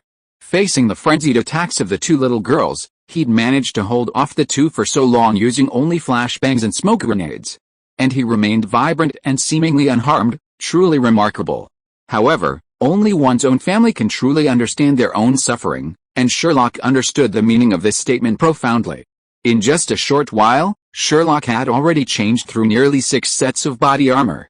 Fortunately, the two little girls weren't using full-strength armor-piercing rounds, but rather the cheapest, non-armor-piercing, reduced-charge rounds, which allowed him to keep running for so long. Furthermore, since he'd sneaked away, Sherlock couldn't afford to fight back, so he could only passively use flashbangs and smoke grenades to hide. Consequently, he was effectively beaten. The two little girls were also quick-witted, their bullets aimed directly at Sherlock's body armor, ensuring he wouldn't be killed, but the impact would still cause him significant pain. The farce didn't end until Sherlock's 5 uncles arrived. Sherlock was speechless when Price, the last to arrive, called a halt to the charade. Soap, Roach, and Ghost, even after arriving, had the energy to analyze the various tactics and strategies used by the three during the fight. They completely ignored Sherlock's calls for help, and no matter how Sherlock tried to lure Mindy and Lorna in their direction, these veterans used their vast experience to lead the onlookers away. It wasn't until Price arrived that he, with his prestige, finally put a stop to the farce. Even after Price's call, the two little girls didn't seem to have completely vented their anger. They gave Sherlock a sharp, coordinated glare, then snorted in unison before leaving the scene hands in hand. It wasn't until Price dragged Sherlock into the training grounds in the back warehouse that Sherlock understood the reason for their rage. To be frank, this whole thing was Sherlock's fault, and he couldn't get away from it. The story begins with Sherlock, Anna, and Thor being wanted. Back at the safe house, Price, upon learning of Sherlock's arrest, was furious and called Sherlock to scold him. Sherlock, of course, offered Price all the platitudes he could muster, reassuring him not to worry. Price, convinced by Sherlock's lies, finally gave up his worries and continued on vacation with his brothers, the two little girls, and Skye. But then, Sherlock became embroiled in the affairs of Black Widow's family, seemingly disappearing completely. The only news of him was in Lisbon, Europe. Crucially, the middleman in Lisbon hadn't even seen a trace of Sherlock. Furious and threatened by the buyer, the middleman resorted to a risky strategy, aiming for Sherlock's family. He then tracked down Price and his group. Price and his group were considered living legends in the underworld, and middlemen usually avoided them. But now the middleman's life was in the hands of the buyer. Driven to desperation, he lost all fear and assembled a group to attack Price and his men. Crucially, their timing was poor, as they struck while the two girls were swimming in the pool. Fortunately, Lorna was no ordinary person. After using her powers to kill the two girls, the girls took the enemy's equipment, allowing them to resist. Price and his men were even more skilled.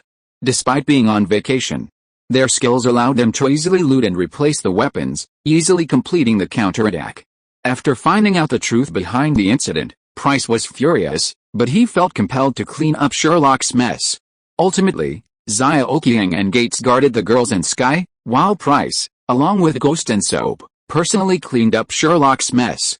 The result was that their vacation was cut short before they were forced to retreat and resume their mission. However, judging by Price's acceleration, he, Soap, and Ghost seemed to be enjoying themselves, a feeling reminiscent of their previous missions.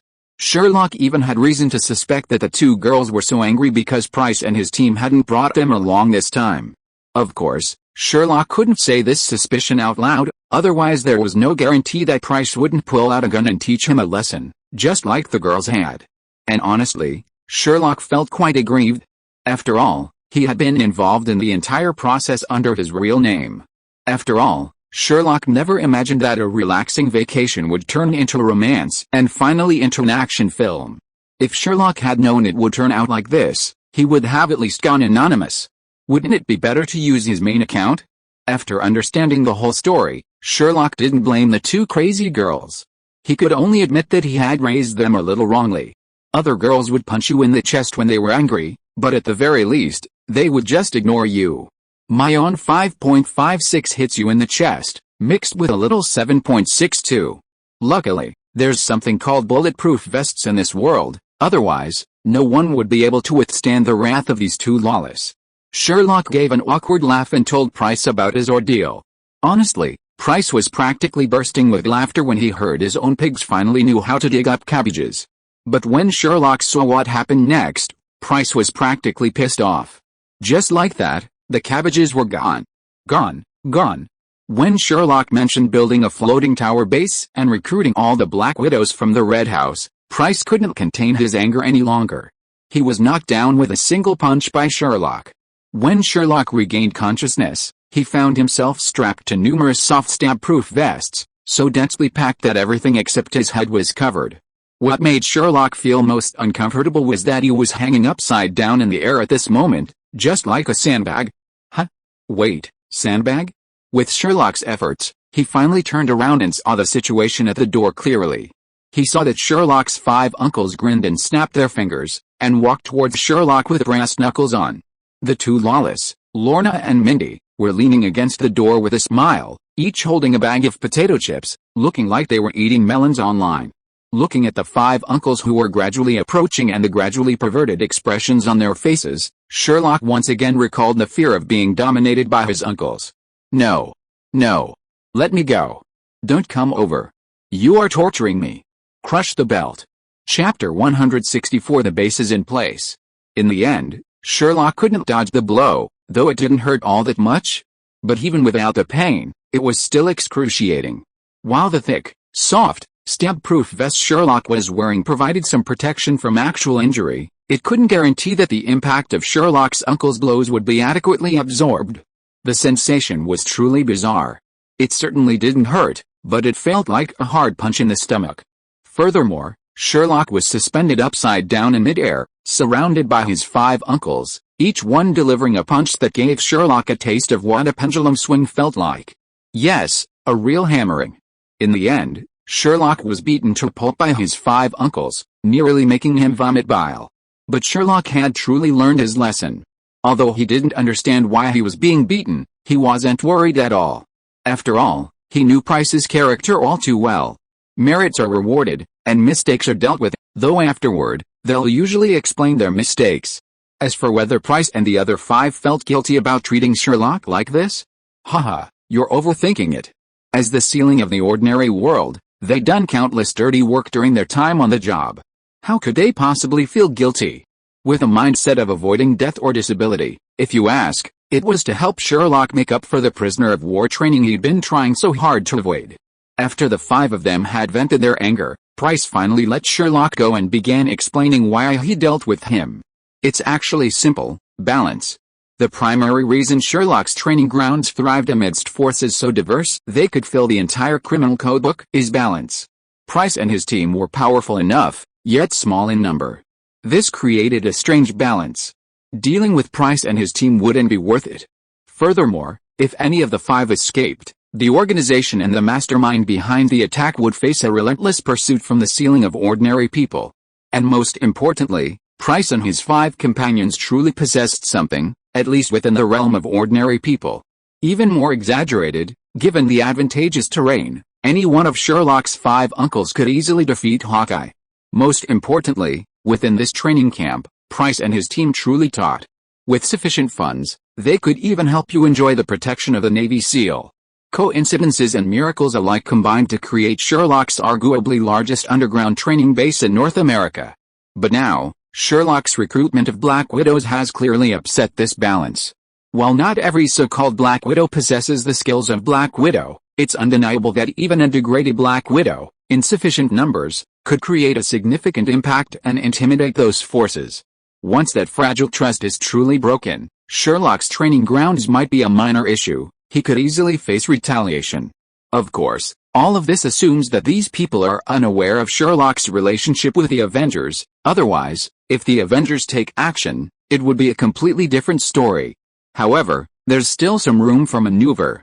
Thanks to the surly nature of Drekov, the perverted old Otaku, the Red House, despite its immense power, maintains a remarkably low profile, practically unnoticed except by the Avengers and the Red House itself.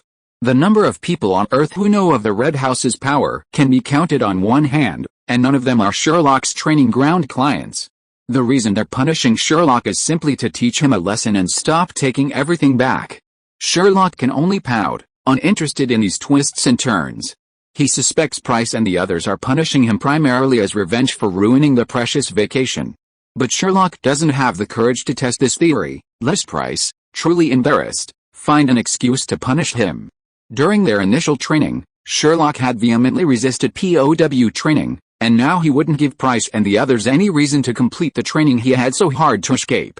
But since Sherlock's takeover of the Red House was already a done deal, Price didn't hesitate. After discussing the pros and cons with Sherlock, he excitedly went to call for help. As for who to call? Of course, who else could they call besides the construction team? Sherlock's place was large enough, and Price and his team had already purchased the surrounding land during the initial expansion, so there was room for Sherlock's base. And honestly, Price and his team were also very interested in the Red House's levitating base. After all, what man could truly resist the allure of a giant mechanical machine, right? So, despite Price and his team's complaints about Sherlock's inconsiderateness, none of them were slow to act when it came to recruiting help. In just a few days, a site was leveled, even filled with scaffolding, mesh, and soap. They even announced that once the base landed, they could cover it completely with scaffolding overnight. Sherlock inquired out of curiosity. As expected, the Rabbit Engineering Team, only the Rabbit Engineering Team, could achieve such efficiency. For the Americans, even raising 3 or 4 meters during the day, let alone at night, would be considered efficient. After completing all the preliminary preparations, Sherlock firmly inserted the locator into the prepared space, just as Annie had instructed. Then, following Annie's instructions, he removed the large, oscilloscope-like display. The instant the display was lifted, 2 arrows appeared on it. One pointed at the locator Sherlock had just inserted, marked with a distance of 5 meters. The other pointed westward into the sky, with 2 numbers on it, one for distance, the other for altitude. Well, Sherlock could only describe it as a characteristically mouse-style indicator, simple and crude, but effective. Less than a week after everything was completed, Sherlock was awakened in the middle of the night by the beeping of the display that had always been in his room. Taking a closer look, Sherlock exclaimed, "Holy crap," and immediately dragged his uncles out of their beds. The reason was simple: the distance number on the arrow representing the base had now reached 0, while only the height number continued to decrease. This month, I'm going to mark this one thing, the Red House base. Chapter 165, Things on the Training Ground. Early the next morning, the trainees were surprised to discover a building hidden behind the training grounds, covered in scaffolding and construction mesh. Everyone was debating what it was. Some called it a new dormitory, others a new training ground, but no one questioned how such a structure had appeared overnight. The visible faces of several men from the China Railway 14th Bureau on the mesh revealed who had built it. You can doubt the Rabbit's strength, but you absolutely cannot doubt its speed in infrastructure construction. This maxim is an unchangeable law in any world. Of course, aside from the unknown structure, the trainees were also surprised to find a large number of attractive women at the training grounds. While these women wouldn't be involved in coaching the trainees, they were performing odd jobs like keeping time, enforcing discipline, and keeping the cash register. According to Price, he decided to reduce the workload on the instructors, so he hired a group of women to keep an eye on them. Of course, the most important thing was that, facing the Black Widows, no matter how strong the trainees were, they were nothing but rookies. As a result, the young women often let out a flicker of disdain when timing or ranking. While there were women at the training ground, the majority were men, driven by passion. Being the most concerned about appearances, no one could stand the look of disdain from the women in charge of timing their results. Each of them was like a shot of chicken blood, training with all their might. 1 or 2 might be fine, but when the majority acted like this, the entire atmosphere at the training camp changed. To put it in the words of the anime, shit, the blood is boiling. Of course, not everyone was attracted by these beautiful women, a prime example being the 2 young women in Sherlock's family. Looking at the frenzied crowd on the training ground, Lorna and Mindy began to curse. Back when they'd supervised their training, bullets would hit their feet, yet they'd never seen them fight so hard. What women these days could do that with just a glance? Mindy and Lorna were filled with grief, especially as every one of those older women outshone the 2 girls in terms of figure. Glancing down at their own affluent apartments and then at the beautiful, S-shaped figures of the older women, the 2 girls experienced for the first time the utter indignation of a woman. Of course, their thoughts were hidden from the older women who had trained with the Black Widows. Within just a few days, the two girls were completely absorbed in their bodybuilding classes. Sherlock, upon seeing this, was like, "Oh my god." He promptly reported Price to the training grounds, who had designated a separate area for women's bodybuilding training, taught by the Black Widows Sherlock had recruited. It's no wonder the class quickly attracted many wealthy women from the neighborhood. After all, this so-called bodybuilding class was a completely private training session, and the fees were even slightly higher than Sherlock's novice training. Even so, this didn't deter the frenzied women, especially after the first batch of students returned home after graduation, causing quite a stir. Those well-off husbands watched their out-of-shape wives, after a few months of training, return looking like young women in their 20s. They were overjoyed, some even claiming to have several heirs. Thanks to this wave of marketing, Sherlock's training grounds were a true hit with both men and women. Even encouraged by those wealthy women, many wealthy men wanted to send their sons to the training camps for some training. After all, according to their wives, the energetic young men at the nearby training grounds were far superior to their overweight sons. Although the wealthy men offered a generous sum, Sherlock, knowing the nature of his own training grounds, ultimately reluctantly declined their offer. He had no choice but to refuse. Price and his men simply didn't want to train those ignorant rich second generations. If Sherlock had accepted them, within a month, every one of them would have been beaten to pulp by Price and his men, leaving them crying and clapping their hands to their parents' thighs, begging them to abuse him. One was survival, the other was playfulness. Sherlock wasn't foolish enough to jeopardize his future to cater to the whims of those wealthy individuals.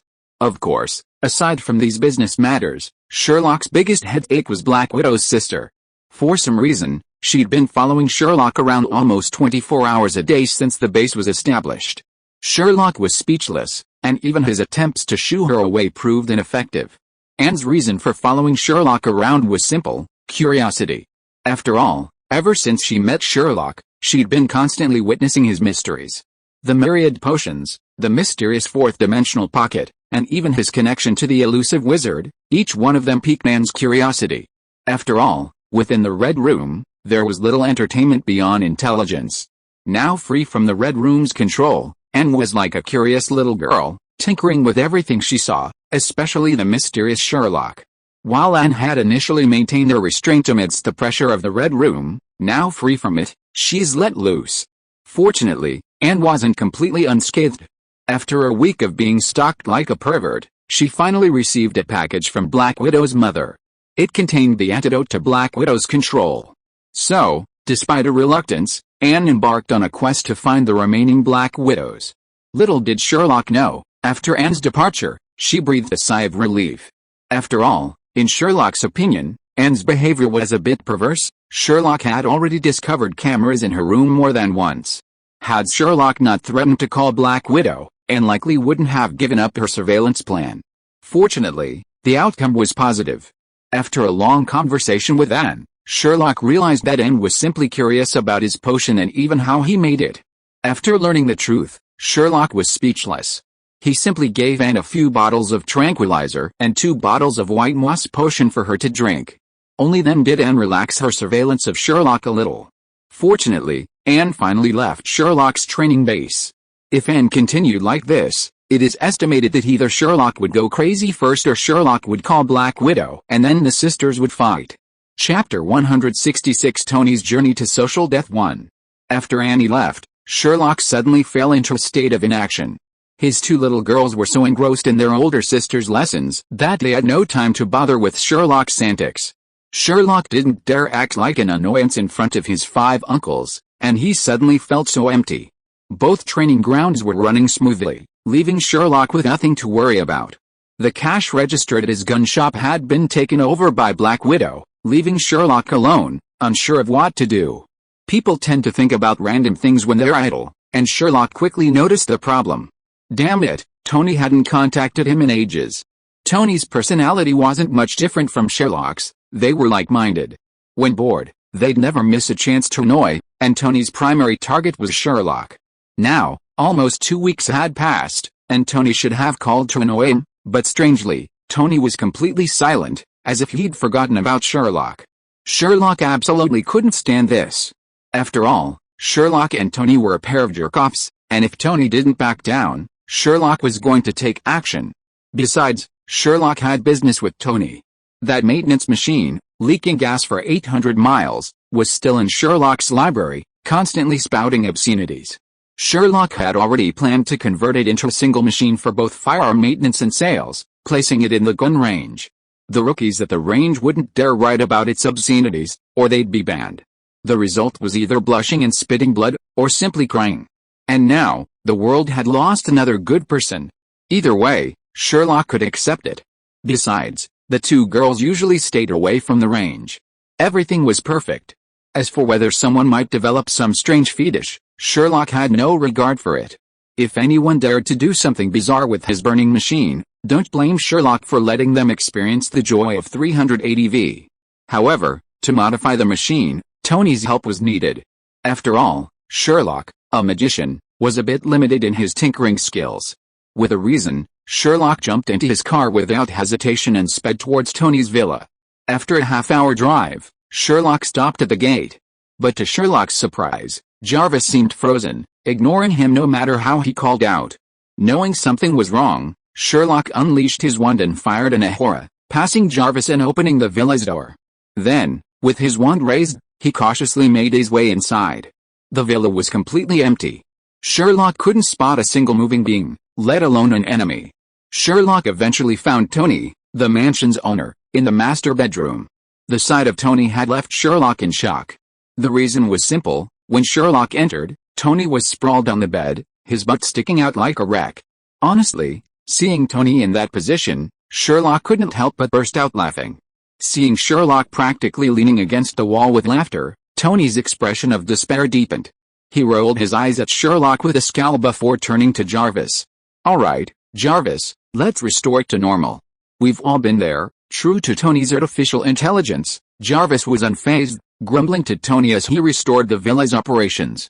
"All right, sir, it's back up. Just a quick note, sir, I told you pretending to be away isn't a good idea." Sherlock's laughter only grew louder at Jarvis's precise rant. After a long pause, Sherlock finally looked at Tony with a sly expression and said to him, "Ahem, you're worthy of being a world-famous playboy, Tony. You're really a playboy." With that, Sherlock simply ignored Tony's resentful expression and laughed even more arrogantly. However, before Sherlock could even chuckle, he was hit hard on the back of the head, interrupting his laughter. The person who did it was none other than Pepper Potts. "Don't talk nonsense. See if there's anything you can do to help your uncle." Pepper Potts walked in with a glass of water and painkillers, looking helplessly at the unreliable uncle and nephew. Despite being scolded by his future aunt, Sherlock couldn't help but smile, his face still smiling as he looked at Tony, who was sprawled on the bed with his butt sticking up.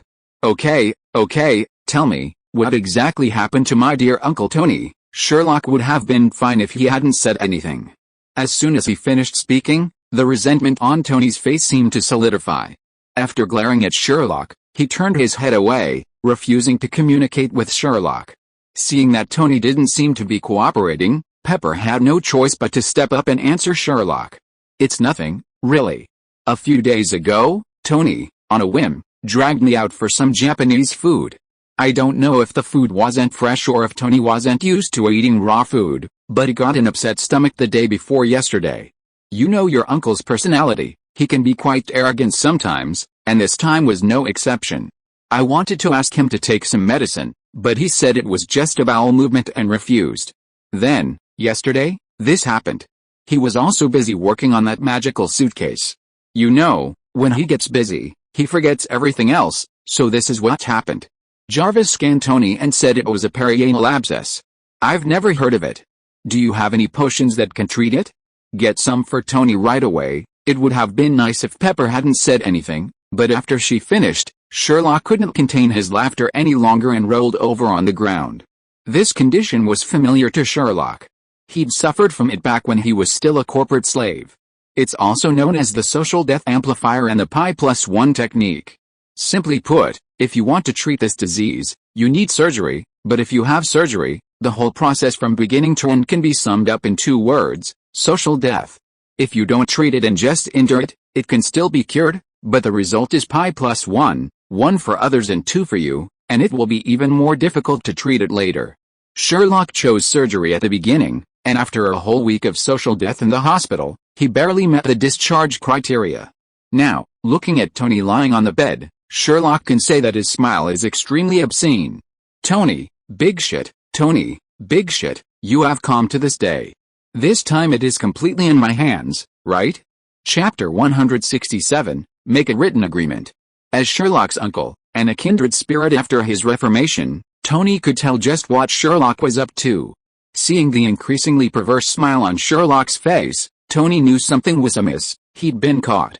As Tony expected, Sherlock immediately unleashed his profiteer skills on Tony, demanding an exorbitant price. Besides the Lancelot suit and modifications to the tower's exterior, already promised during his mission to help Black Widow, Sherlock offered a host of other novelties. These included modifying the gas-leaking 800 kilometers, an EVA-01 suit with a built-in smart assistant, and a complete set of Jarvis-style smart home systems for the tower and training grounds. In a seemingly unconventional twist, Sherlock's proposal was anything but. To make his proposal more practical, Sherlock even resorted to using his inherent skills of threats and intimidation against Tony. He first had Jarvis explain to Tony the true nature of his illness. Jarvis, unaware of the human's sinister intentions, simply read Tony a Baidu encyclopedia entry based on what he had searched online. Seeing that Tony still didn't seem to grasp the severity of the situation after Jarvis finished, Sherlock couldn't stand it and directly translated what Jarvis had read to Tony. To put it simply, you've got another pie. Do you understand? And most importantly, it's not a one-time disease, it's often recurring. My dear Uncle Tony, you wouldn't want your perfectly perky butt to become a showerhead, would you? Even if you find showerheads fascinating and wish every trip to the bathroom felt like watering a flower, you wouldn't want a queen to wear adult diapers for the rest of her life, would you? It would have been fine if Sherlock hadn't translated. Once he did, not only Tony, but even Pepper Potts, standing nearby, were thrown off guard. She was about to accede to Sherlock's unreasonable demands and ask Sherlock for treatment. Fortunately, Tony, a capitalist, reacted quickly and restrained Pepper Potts. As a profiteer, Tony was well aware of Sherlock's exploits. Although Tony's defenses were broken, he recovered quickly, and without hesitation, he activated his innate ability on Sherlock, returning the favor. Despite Tony's awkward posture and discomfort, he didn't let his cunning side get in the way. His lips clashed with each other like a rapper as he began to bargain with Sherlock. The two exchanged sharp words, even drawing on past experiences, using even the smallest details, like a glass of water or a grain of rice, as leverage. Pepper, who had been frantically watching the heated exchange, was stunned. Gradually, she came to understand. These two were just bored. Sherlock couldn't help Tony if he had a problem. Similarly, when Sherlock needed help, Tony would curse him but always offer his assistance. This was pure, childish male sparring, similar to that timeless dorm roommate who always wanted to be his dad. Having figured it out, Pepper no longer fretted. She calmly found an empty seat in the room and elegantly sat down, even taking a moment to sip a cup of coffee.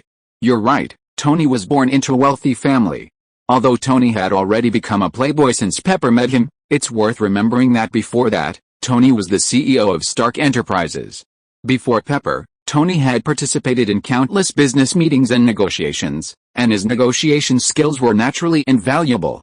Pepper actually learned something new from Tony and Sherlock's negotiation debates. Honestly, if the situation hadn't been so awkward, she'd have even taken notes after calming down. Sherlock's ability to hold his own against a capitalist like Tony was due in part to his natural talent, but also thanks to his experience as a market clerk in a previous life. After all, business negotiations are essentially the same as bargaining at the market, and Sherlock possesses considerable experience in this area. The two of them argued for a long time, and it can be said that they had stripped each other's underwear without leaving any trace. During the process, they were even more spitting and talking nonsense. Fortunately, the result was good, and the two finally reached a consensus. As long as Sherlock could help find the healing potion, Tony would help Sherlock modify the burning machine, and by the way, he would give Sherlock a life-sized EVA-01 with a built-in intelligent program. If Sherlock could come up with a potion to cure Tony, then Tony would agree to Sherlock's other two conditions, but these two conditions must not be illegal, must not violate Tony's bottom line, and must not be too outrageous.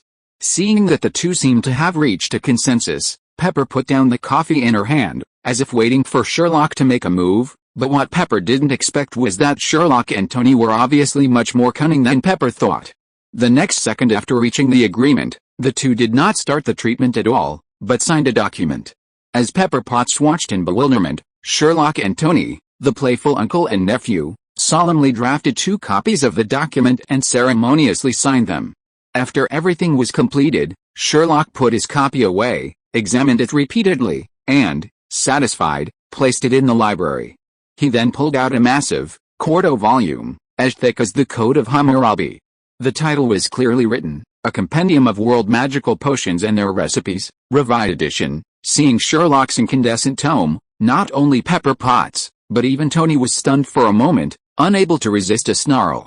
I always thought your story about potion making to Callison was bullshit, but it's actually true. Sherlock rolled his eyes helplessly at Tony's rant, offering no explanation.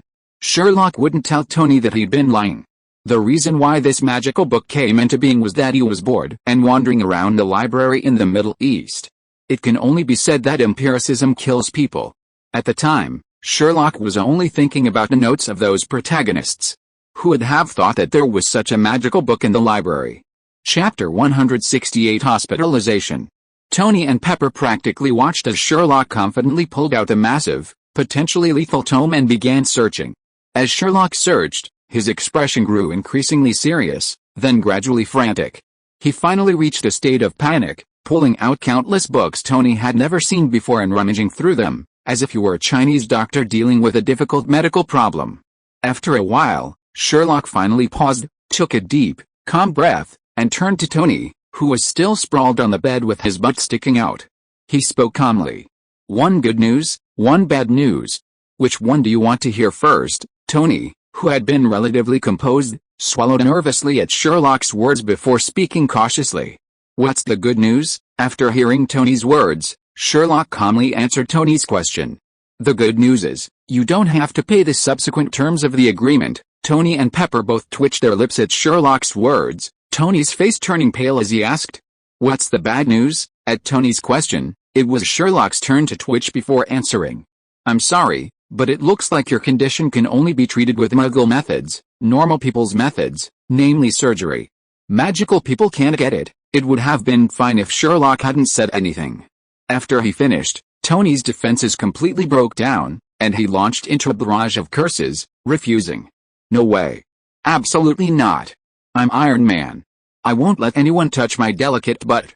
No one. Oh. Fuck.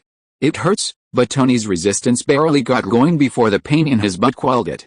It was mainly because Tony had been a little too excited and moved a little too much, and the pain in his anus caused Tony, who had just been erecting himself, to collapse instantly. Seeing Tony's agitation, Pepper sighed helplessly, sat down beside him, took his hand, and spoke gently. No, Tony, put aside that armor, you're just an ordinary person. You can get sick, feel sad, happy, and excited. So promise me, you'll go get treated obediently, okay? Hearing Pepper's words, Tony, whose emotions had initially flared up, gradually calmed down. He glanced at Pepper beside him, then at Sherlock, who stood calmly nearby, and made a final effort. Brat, are you really out of options? Magic? Potions?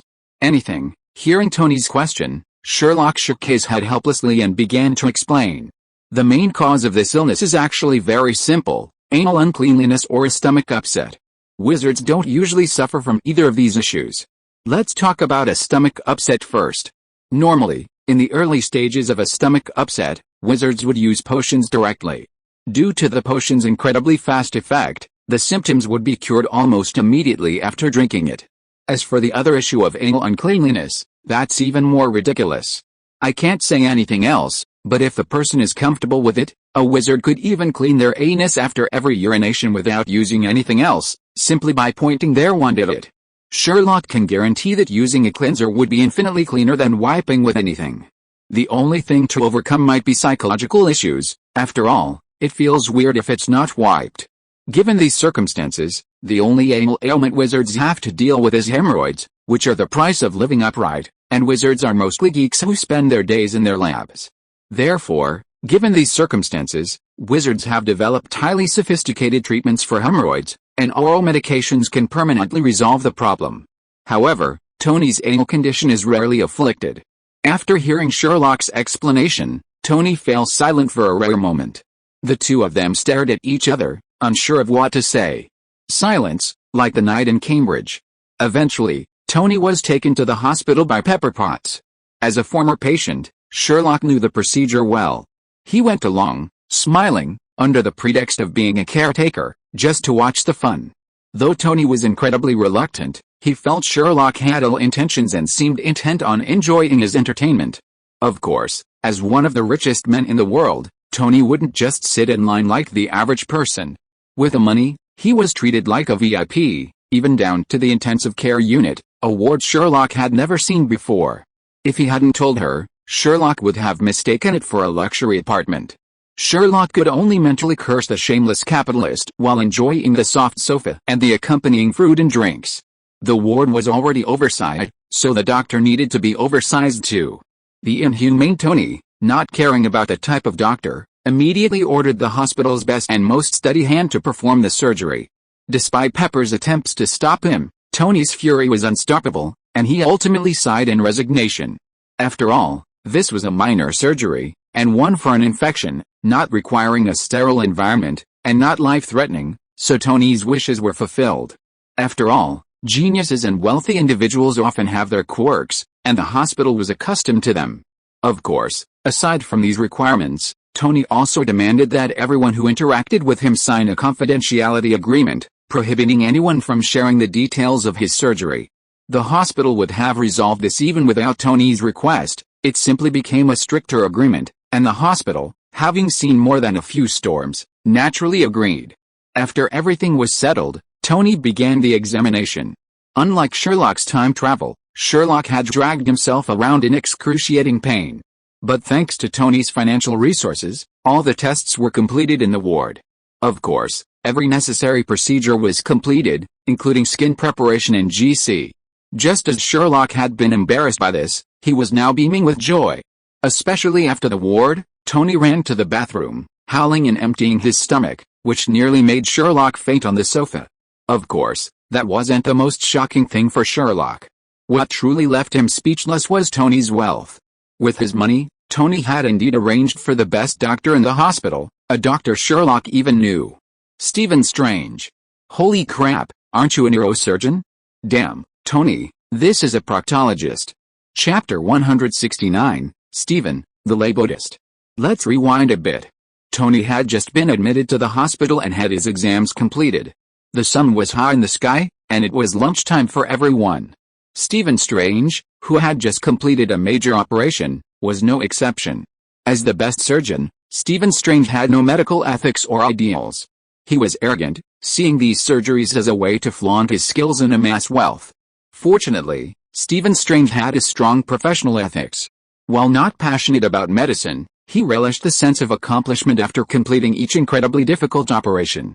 Despite this, he couldn't conceal his exhaustion after just one incredibly difficult surgery. After a quick bite of food, Stephen Strange prepared to retreat to his own luxurious lounge for a short nap. While luxurious, it was actually just a single room, a privilege earned thanks to his exceptional surgical skills. This time, Stephen Strange had barely lain down, barely closing his eyes, when someone knocked on the lounge door. Reluctantly standing up, he opened the door with an impatient look on his face. The person who came in was none other than Christine Parr, Stephen's lover from the original Stephen Strange movie. But for now, the two of them only had feelings for each other and hadn't yet taken the step of becoming lovers. Seeing that it was Christine, Stephen's face brightened a little, and he greeted Christine with a friendly expression. The two of them chatted back and forth for a short while, and in almost no time, they made an appointment to have dinner together after get off work. Stephen's humorous remarks made Christine laugh so hard that she almost forgot the purpose of coming to see Stephen. It took a while for Christine to finally react. Her companion's teasing made her face turn red in an instant. She threw Stephen a "Dean is looking for you" and hurriedly left Stephen's lounge door, clutching her medical records. After Christine left, Stephen's smile vanished instantly. He rubbed his temples, feeling a bit of a headache. Frankly, Stephen was quite bothered by the fact that his dean had interrupted his lunch break. After all, he had a difficult surgery to perform personally that afternoon, and he really didn't want to waste time arguing with a dean, even though he treated Stephen like his own son. But Stephen knew that all this was based on his superb surgical skills. Otherwise, the stingy dean would never have granted him such privileges, including a private lounge, which was considered luxurious in the entire hospital. With a sigh of resignation, Stephen finally put on his white coat and headed for the dean's office. After all, he was still in the hospital, and until he could replace the dean or surpass all the surgeons in the world in his skills, he had to bow his head. He knocked gently on the dean's door, and after a hoarse voice came from inside, Stephen pushed it open. After the usual pleasantries, Yuan Zhao sat Stephen down across from his desk. Without saying anything, he simply handed Stephen a confidentiality agreement. As one of the most skilled doctors in the hospital, Stephen was no stranger to such things. He had signed countless such agreements since he started. It even seemed to Stephen that wealthy people had a strange habit of courting death without letting anyone know. With a single stroke of the pen, he signed his name. After Stephen signed the confidentiality agreement, the dean, beaming, revealed to Stephen the identity of the surgery's subject. Honestly, Stephen was thrilled to learn that the subject was Tony Stark, the boss of Stark Group. It wasn't that Stephen was a fan, he had no interest in the brute force of superheroes, but he was very interested in performing surgeries on these celebrities. The reason was simple: resumes. Stephen believed that the more celebrities and influential figures came to him for surgeries, the more likely he would rise above the social class and truly enter the upper echelons of society he had longed for, relying on his own skills. Iron Man Tony Stark was undoubtedly the pinnacle of this world, both as Iron Man and as Tony Stark himself. However, all of Stephen's rosy fantasies vanished upon learning what surgery he was about to undergo, and he even felt a surge of anger, a sense of being mocked. Staring fiercely at the dean sitting across from him, Stephen had never felt so clone-like as he did now. With all due respect, dear Dean, you should know that I'm a neurosurgeon, not a proctologist. Furthermore, an infection surgery like this could easily be performed by a proctologist, let alone a medical school intern. Compared to this, it's child's play. I think I should be more concerned with this surgery this afternoon. Stephen stood up, straightened his clothes, and, seemingly uninterested in the ensuing conversation, turned and began to leave. The dean appeared unfazed by Stephen's anger, even showing no reaction when Stephen scolded him. Just as Stephen's hand was resting on the office door, the dean's calm voice rang out from behind him. 500,000, what? The sheer number startled Stephen for a moment. Confused, he turned to look at the dean, who sat calmly behind his desk. Seeing Stephen pause, the dean's previously calm face plastered with a smile, and he continued. Mr. Stark requires the surgeon with the steadiest hands to perform his surgery. The reward is $500,000. Us knife fun. The first person I thought of was you, Stephen.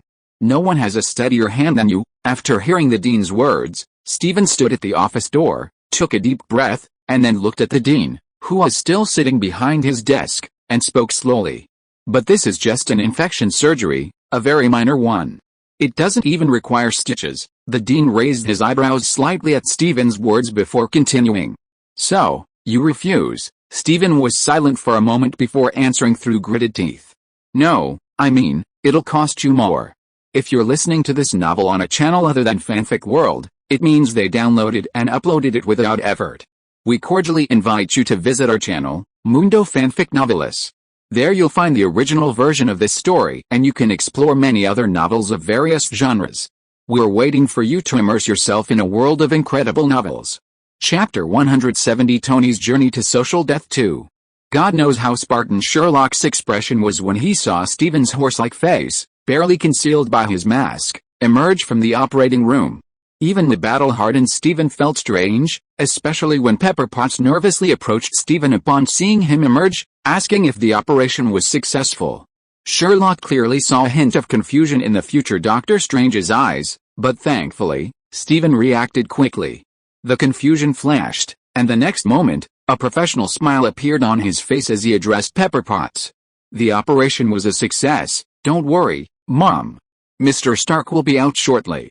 Once he regains consciousness, the attending physician and I will go to the ward to discuss follow-up matters. With that, he removed his mask and hurried away.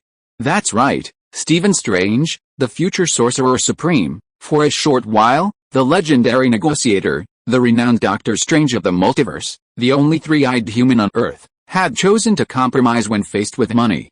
The dean paid a staggering $1 million to have a neurologist, known for his steadiness, perform an anorectal surgery. Stephen himself had agreed to the surgery, believing it was a pure cash grab. Anyone who didn't would be a fool. It was just a little strange. Not only did Stephen find it a little strange, but even Sherlock felt it was incredibly strange. Sherlock was still a bit stunned when Stephen disappeared around the corner of the operating room. My goodness, Stephen Strange performed an anorectal surgery on Tony Stark? And the future Doctor Strange, tempted by the money, performed an operation on Iron Man? For some reason, Sherlock felt it was as outrageous as Tang Sanzang, all tattooed and muscular, armed with 2 drum-beating hammers, leading Pixie and Shad Wujing to attack Lingshan Mountain to steal the scriptures and rescue the suppressed Wukong. Shit, couldn't this be the reason why, in Avengers 4, Stephen raised a finger and told Tony to fly, but Tony somehow misinterpreted it as him snapping his fingers? Damn, based on this plot, it might actually be true. I can't say anything else, but after this surgery, Sherlock was even sure the two wouldn't exchange a single word, even if they met in the Avengers. No wonder there was a misunderstanding. Sherlock seemed to have discovered something. Stephen, already in the waiting room, felt even more absurd. He had a habit of reviewing his surgical experiences after every surgery, when no one was around. This time was no exception, except that the last time someone had about completely fixed on him was when he was in medical school, working as a cadaver instructor. But this time was different. Used to incredibly difficult neurosurgery, Stephen was facing such a costly yet simple procedure for the first time. It was also the first time after graduating from medical school that he had faced an unsuspecting butt. And most importantly, the butt belonged to the legendary Iron Man, Tony Stark. Because of the high pay and minimal work, Stephen even felt guilty about giving Tony a minor surgery for free. Meanwhile, Sherlock and Stephen, the future Doctor Strange, were both in the hospital building, their thoughts aligning with each other over this surgery. They were so focused on the fact that even in the middle of the night, they'd sit up and exclaim, "No, he's sick, isn't he?" Of course. Sherlock's wild thoughts were quickly cut short by the opening of the operating room door. It was all good to be rich. Sherlock still remembered the moment he was woken after surgery. The pain shot through his skull, making him wail all the way from the operating room to the ward. Even the doctor who had administered Sherlock's anesthesia was terrified. The little girl came tearfully to Sherlock's side to apologize, leaving him feeling incredibly embarrassed once he regained consciousness. But thanks to Tony's money, Tony never experienced such a thing. He slept like a dead pig the moment he emerged from the operating room, even snoring contentedly. After wheeling Tony to the hospital room and waiting for a while, Tony finally awoke. With the help of a pain pump, Tony felt nothing, leaving Sherlock, who had been waiting for him for so long, feeling deeply disappointed. Pepper Potts hurriedly departed upon seeing Tony awake, leaving Sherlock as his companion. After all, with Stark Group being such a large company, Pepper Potts' presence until Tony's surgery was complete was a blessing. After Pepper Potts' departure, Tony and Sherlock relaxed considerably. Sherlock wasn't averse to the idea of accompanying Tony. After all, compared to Sherlock's previous hospital room, Tony's was a luxurious presidential suite. After a brief exchange of words, Stephen and Tony's attending physician arrived at Tony's room. After the anesthesiologist checked Tony's body and confirmed everything was normal, they began to outline the post-operative medical instructions. They even went so far as to outline the follow-up instructions for the hemorrhoid surgery Stephen had given Tony out of conscience. Everything seemed normal, not much different from what Sherlock had experienced before. But just after the doctors had finished their instructions, something unexpected happened. A young woman, seemingly newly employed, blushed and pulled out a glass jar and a document. Inside the jar was a small, red, fleshy mass. As everyone watched, the trembling girl handed the document to Tony, who lay bewildered in the bed. "Hello, Mr. Stock, I'm Krista Whitney, an intern at this hospital. I'm so sorry I took the liberty of preparing a specimen of your hemorrhoid. It's so perfect, it looks like it was straight out of a textbook. This document is a release. Could you please sign it? If you agree, the specimen will be permanently displayed in your name at the medical school for teaching purposes. If you disagree, I will immediately destroy it. I apologize again. I'm so sorry I took the initiative." The girl's face paled with each word. After all, this was a blatant crime in the United States. Although the girl was nervous, Sherlock's smile grew more and more unbridled as she spoke, and Tony's face darkened. But Tony couldn't get angry. After all, in his opinion, the girl was just a medical nerd, and he was always tolerant of those who were equally immersed in technology. And most importantly, it was for teaching purposes.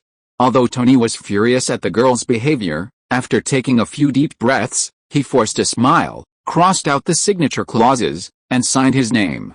Of course, after everyone left, he was still mercilessly mocked by Sherlock. After all, in Sherlock's eyes, this incident was even more socially devastating than his own. As the saying goes, this was almost like taking a shit in public, and it was a blessing that Tony could hold it in. Chapter 171 Tony's Journey to Social Death 3.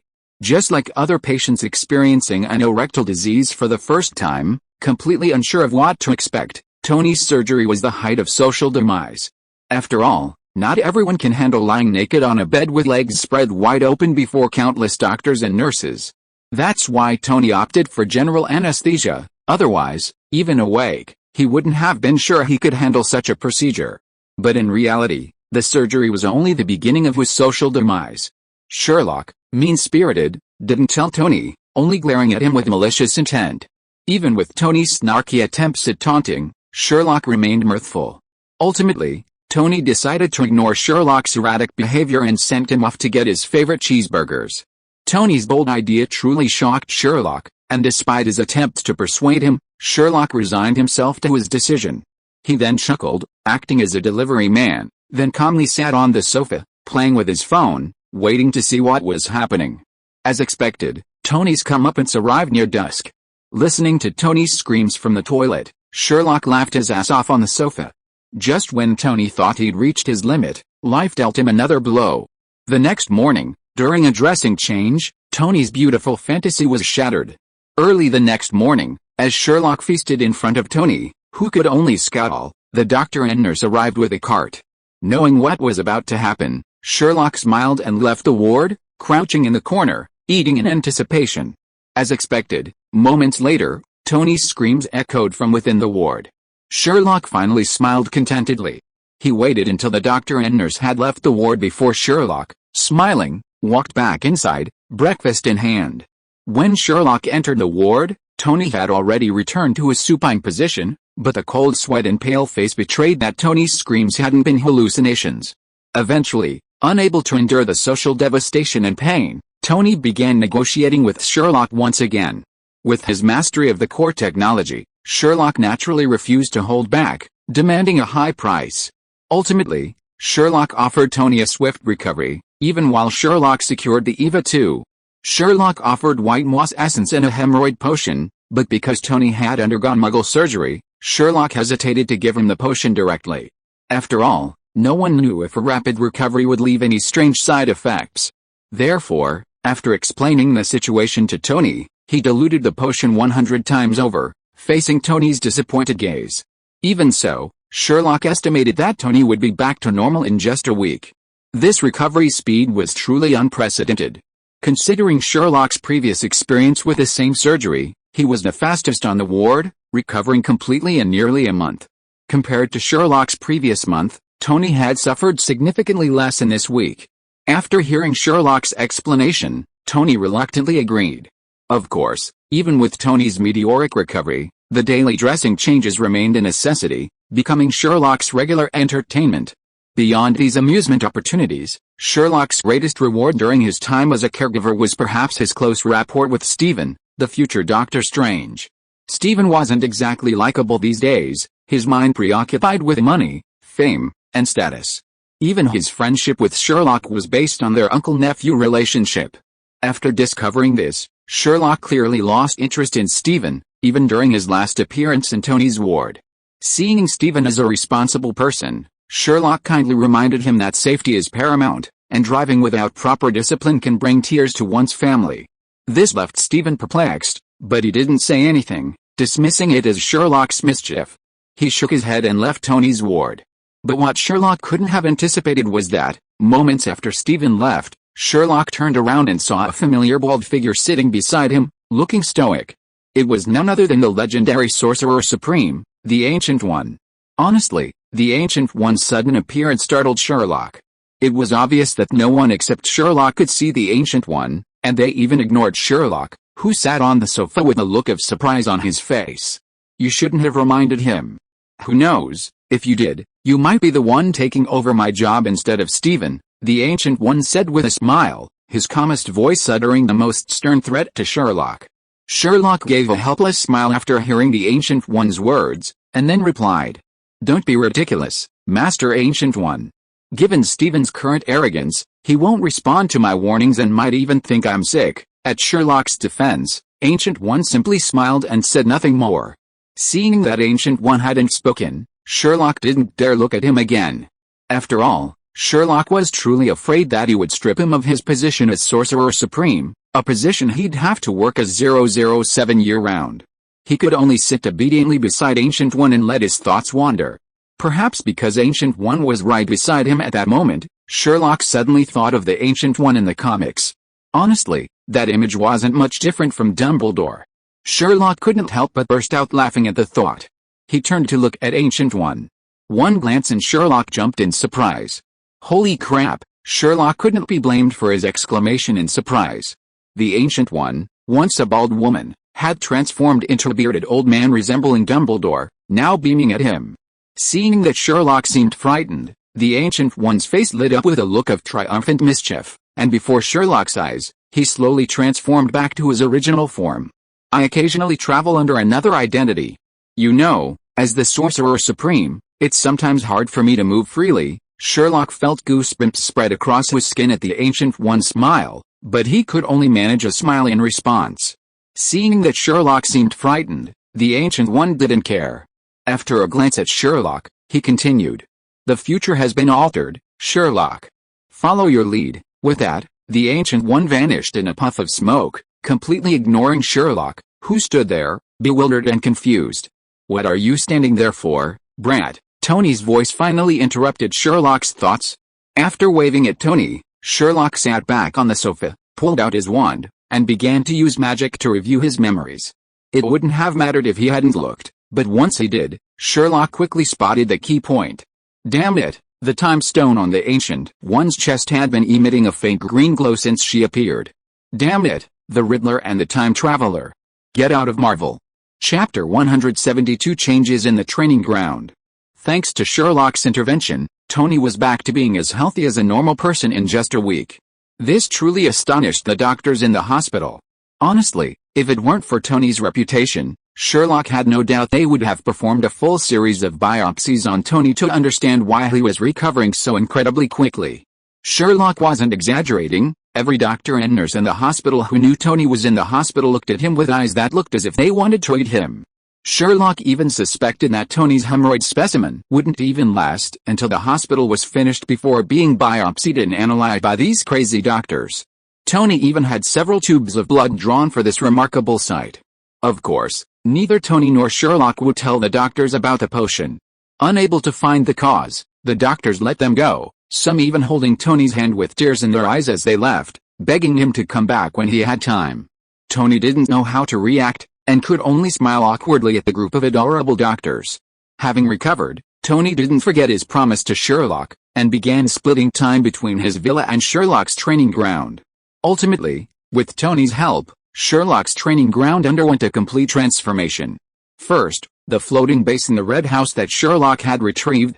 With Tony's help, the entire base truly resembled the Tower of Damocles, the second Prince's Tower in Code Geass. Even the garden on the top floor, where Nunnally finally stood in the anime, was recreated by Tony, a perfectionist.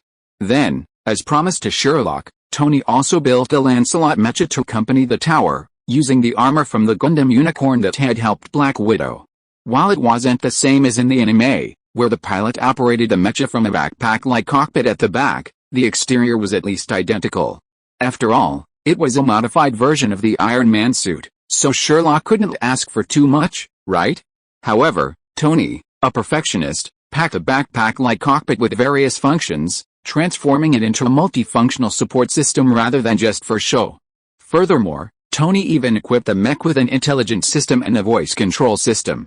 With these two systems in place, the large-scale Lancelot mech figurine, original belonging to Sherlock, has unsurprisingly become a favorite toy for the two girls at the training ground.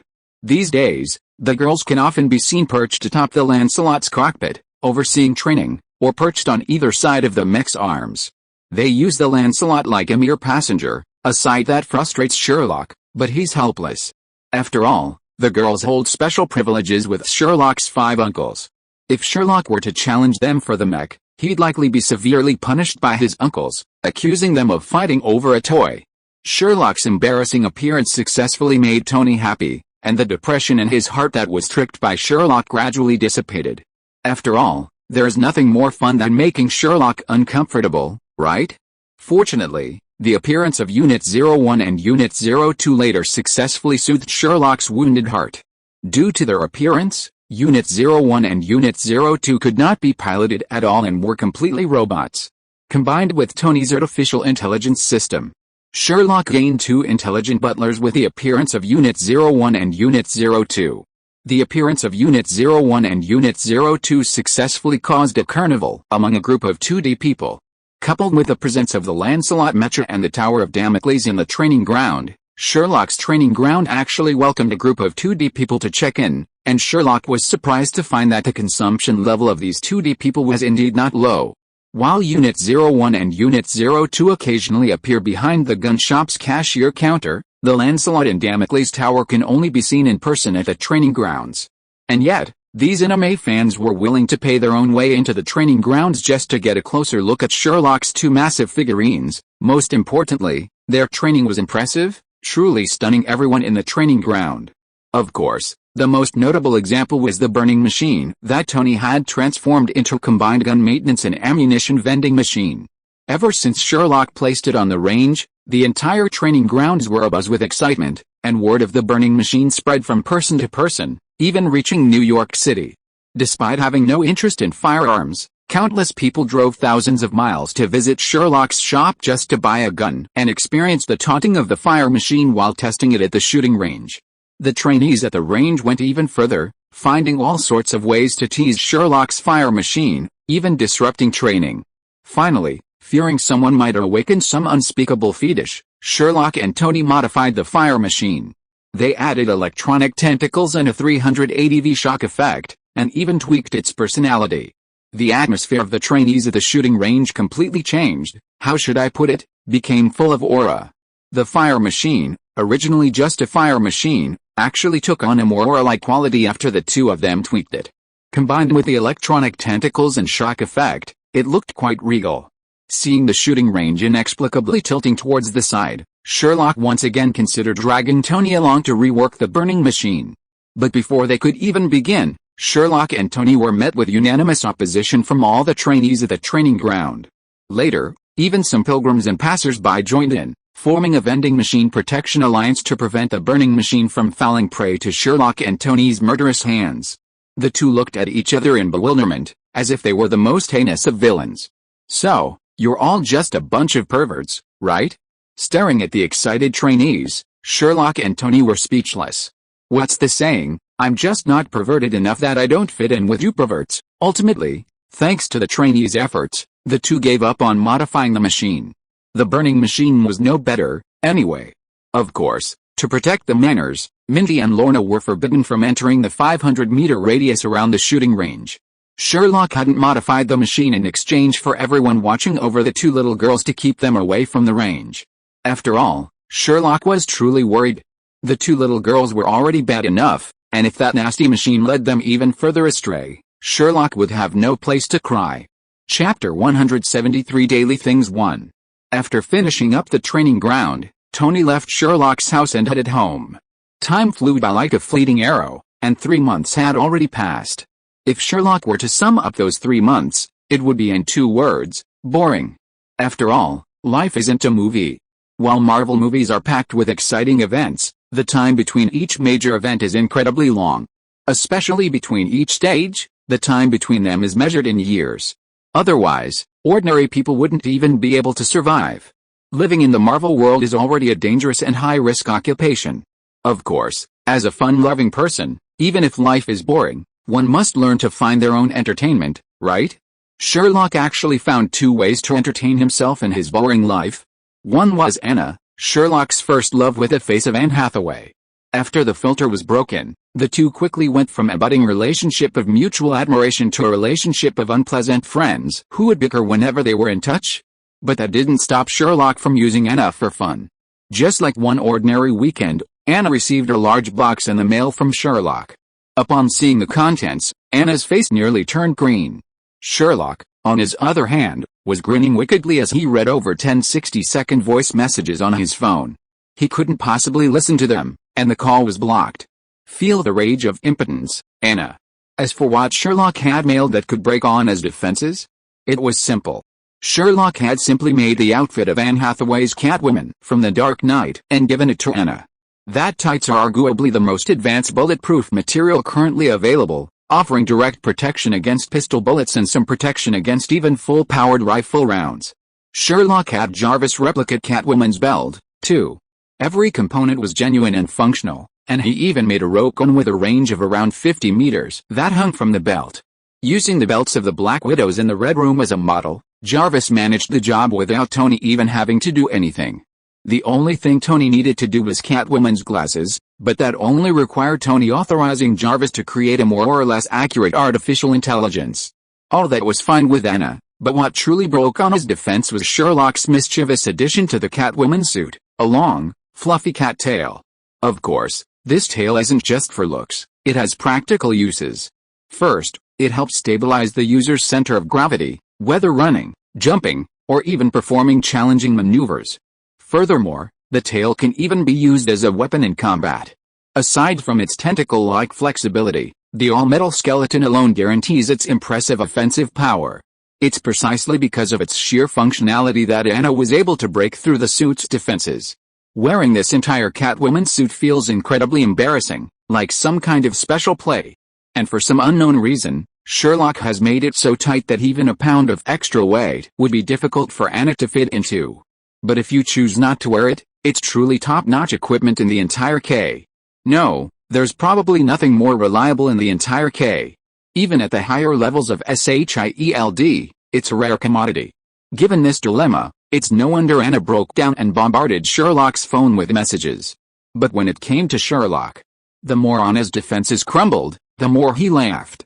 That was the kind of bad taste, that was the kind of nasty thing. His wicked smile even made everyone at the training ground wary of Sherlock. After all, after so long, Sherlock had become a despised person. Almost everyone in the training grounds, from the newly arrived Black Widows to the cult-like anime fans who had come for a pilgrimage, knew that Sherlock had a terrible personality and a penchant for pranks. That fiery, shoddy machine was proof of that. Damn, if he wasn't a pervert, how could he own such a perverted machine? No one would believe it. Meanwhile, Sherlock, completely unaware that his reputation had been nearly ruined by that fiery, shoddy machine, quickly found another amusement after teasing Anna. Comic conventions. It's safe to say that any child loves anime, no matter how perverted they are. That's right, Sherlock brought his two little girls to the convention. He donned Lancelot-style armor, dressed the little girls up as Asuka and Shinji Ikari, and went with the robots, Unit 01 and Unit 02. And you can't say, he was a real sensation. Throughout the entire convention, no cosplay was as authentic as Sherlock's. Even the organizers were so impressed that they waived their entrance fees and invited Sherlock and his two little girls to a fashion show with their Unit 01 and Unit 02.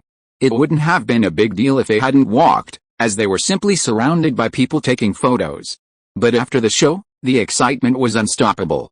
Sherlock collected nearly a pound of business cards alone, and the invitations were countless. A scout even approached the convention to sign Sherlock and the little girl. As they were about to leave, Sherlock lowered the Lancelot's power wheels, and Unit 01 and Unit 02 each picked up their pilots. It caused a huge sensation, leaving the other cosplayers at the convention completely stunned. Hey, we're all cosplayers, how dare you be the real thing? Only after the three of them boarded the car did they breathe a sigh of relief. This time, Sherlock finally got to experience the treatment of a star. That guy, the flashing lights were even more exaggerated than the Oscars red carpet. If it weren't for his real-looking mecha, and the two robots from Unit 01 and Unit 02 looking so formidable, Sherlock even doubted he and the two little girls could have made it out of the convention safely. That guy was so fierce and ferocious that it was more than just an adjective. Chapter 174 Daily Things 2. Comic conventions aren't held every day, of course. That one trip was enough to drive Sherlock and the two girls crazy. Life eventually returns to normalcy. Of course, even with the mundane nature of life, Sherlock doesn't stop having fun. After ruining the activities he can attend, he'll wreak havoc on his training ground. Life slowly began to settle into a routine. He'd bully the two girls, get sued, and then get chased and beaten by the Black Widows. After the Black Widows beat him up, he'd be looked down upon by the five uncles. When boredom finally struck, he'd head to the Continental Hotel to take on missions. Speaking of which, it's worth mentioning the Continental Hotel service. The entire hotel relies on the intelligence team, assassins, support team, scavengers, and logistics department, five key components that make up the entire hotel. Typically, upon receiving a mission target, the intelligence team would dispatch and begin investigating the target's intelligence. The assassins and support teams would then work in parallel. If the assassins felt they had too many people and were unsure of their own capabilities, they could hire members from the support team to provide firepower and operational support. If I had to describe it, the support team's work might be like the scumbags in movies who sit in cars or fire sniper rifles. As for the remaining two departments, they're just as they say, one responsible for cleaning up, the other for logistics. Because Sherlock had a special code name within the Continental Hotel's system, he couldn't take on dangerous, frontline assassin missions on his own. But the support team, with its minimal pay, was different. Sherlock could pretty much pick anyone he wanted. While the pay was pitifully low, Sherlock was just looking for fun. What else could he ask for? He could watch thrilling assassin action for free, with virtually no danger, and earn money. What more could he ask for? Sherlock practically treated it like a movie. And really, each assassin had a different style, which was a real treat. He also felt a bit resentful that John Wick hadn't told him about such a fun position at the Continental Hotel. It wasn't until later, while chatting idly with a front desk clerk, that Sherlock realized he'd misjudged John Wick. This master never once used a so-called support team. He simply accepted missions with skill and daring courage, gathered intelligence, charged in, contacted the scavengers, and collected his reward. The entire process was incredibly smooth, with no hiccups at all. So it's understandable that he hadn't known about the Continental Hotel's support team. Upon learning the reason, Sherlock was completely stunned. So, was he only just discovering this promising position because his mentor was so talented? Legends are legends, and no player with a well-deserved reputation is a complete failure. Of course, aside from these little stories about adjusting to life, Sherlock had also tried his hand at some kind of adventure. But without fail, he'd always failed. Let's start with Tony. Ever since returning from Sherlock's training ground, he'd become completely obsessed with his work. Whenever Sherlock called, he was either in a meeting, busy building a suit, or flying around the world completing Iron Man tasks. The only times Sherlock was able to catch Tony in person were when he delivered gold to Sherlock in his 6x6 pickup truck after completing his deal with SYNOPSIS. And each time, Tony's condition worsened. Sherlock tried to persuade Tony, but perhaps due to some psychological scar from his previous butt surgery, he'd find an opportunity to evade the question whenever the word doctor was mentioned. Ultimately, Sherlock had no choice but to give Tony a few bottles of life and death water and a few of the joy potion, which at least helped him sleep and maintain a positive mood, though it wasn't a permanent solution. Besides Tony, Sherlock also called Thor and Jane, who were both very welcoming of Sherlock's visit. However, after learning their whereabouts, Sherlock gave up on trying to find them. They were still on Earth, and Thor was currently taking Jane to see the northern lights in the Arctic. What was Sherlock doing? Eating dog food? Even if he truly wanted to indulge in some dog food, Sherlock hadn't forgotten the events of the recent past. For some reason, Sherlock always felt that nothing good ever happened when he was with Thor. Putting aside these two like-minded individuals, Sherlock even went after Black Widow and Hawkeye. Black Widow and Hawkeye welcomed Sherlock to join them on SHIELD missions, but Sherlock, who wanted nothing to do with the organization, decisively declined. It's worth noting that thanks to Sherlock's exceptionally clever actions during the Red Room incident, Black Widow, Hawkeye, and Captain America jointly reported and confirmed that Sherlock wasn't a wizard from the Battle of New York. While Black Egg had a feeling something was amiss, since they'd witnessed both of them appearing together, he let it slide. Another thing to note is that unlike others who treated their brooms as collectibles, Hawkeye actually used them in combat. He even modified the broom in a way that didn't damage the original, adding a quick-release mounting mechanism so he could carry it on his back whenever he was on a mission. Hawkeye, with his broom and quiver on his back and a bow in hand, might look a bit cryptic, but his combat effectiveness has definitely improved. At least he no longer needs to rely on others for rides. Furthermore, the agility of the flying broom perfectly complements Hawkeye's combat abilities, and the combined effectiveness of the two is definitely greater than the sum of their parts. Honestly, upon learning this, Sherlock was somewhat pleased. After all, honest men like Hawkeye are rare. And Hawkeye is still a regular guy. If I remember correctly, he even suffered hearing damage in his later years. Sherlock thought he could use this to trick this honest man. Of course, there are players who are willing to answer the phone, and there are also players who aren't. Yes, that player is the captain. For some reason, every time Sherlock called the captain, he either pretended not to hear or acted like he'd read the message but didn't reply. The few times he answered, he just gave a perfunctory hum and seemed ready to hang up. The attitude of that scumbag was so much like that of a cheating man that Sherlock began to suspect that the captain had a mistress outside. Chapter 175 The Captain's Guilt. The good-natured captain, looking like a scumbag about to abandon his wife and children, naturally piqued Sherlock's interest. Eventually, unable to contain his curiosity, Sherlock began to interrogate Hawkeye, the only honest member of the team. Eventually, Sherlock learned from Hawkeye the hilarious explanation for Captain's transformation.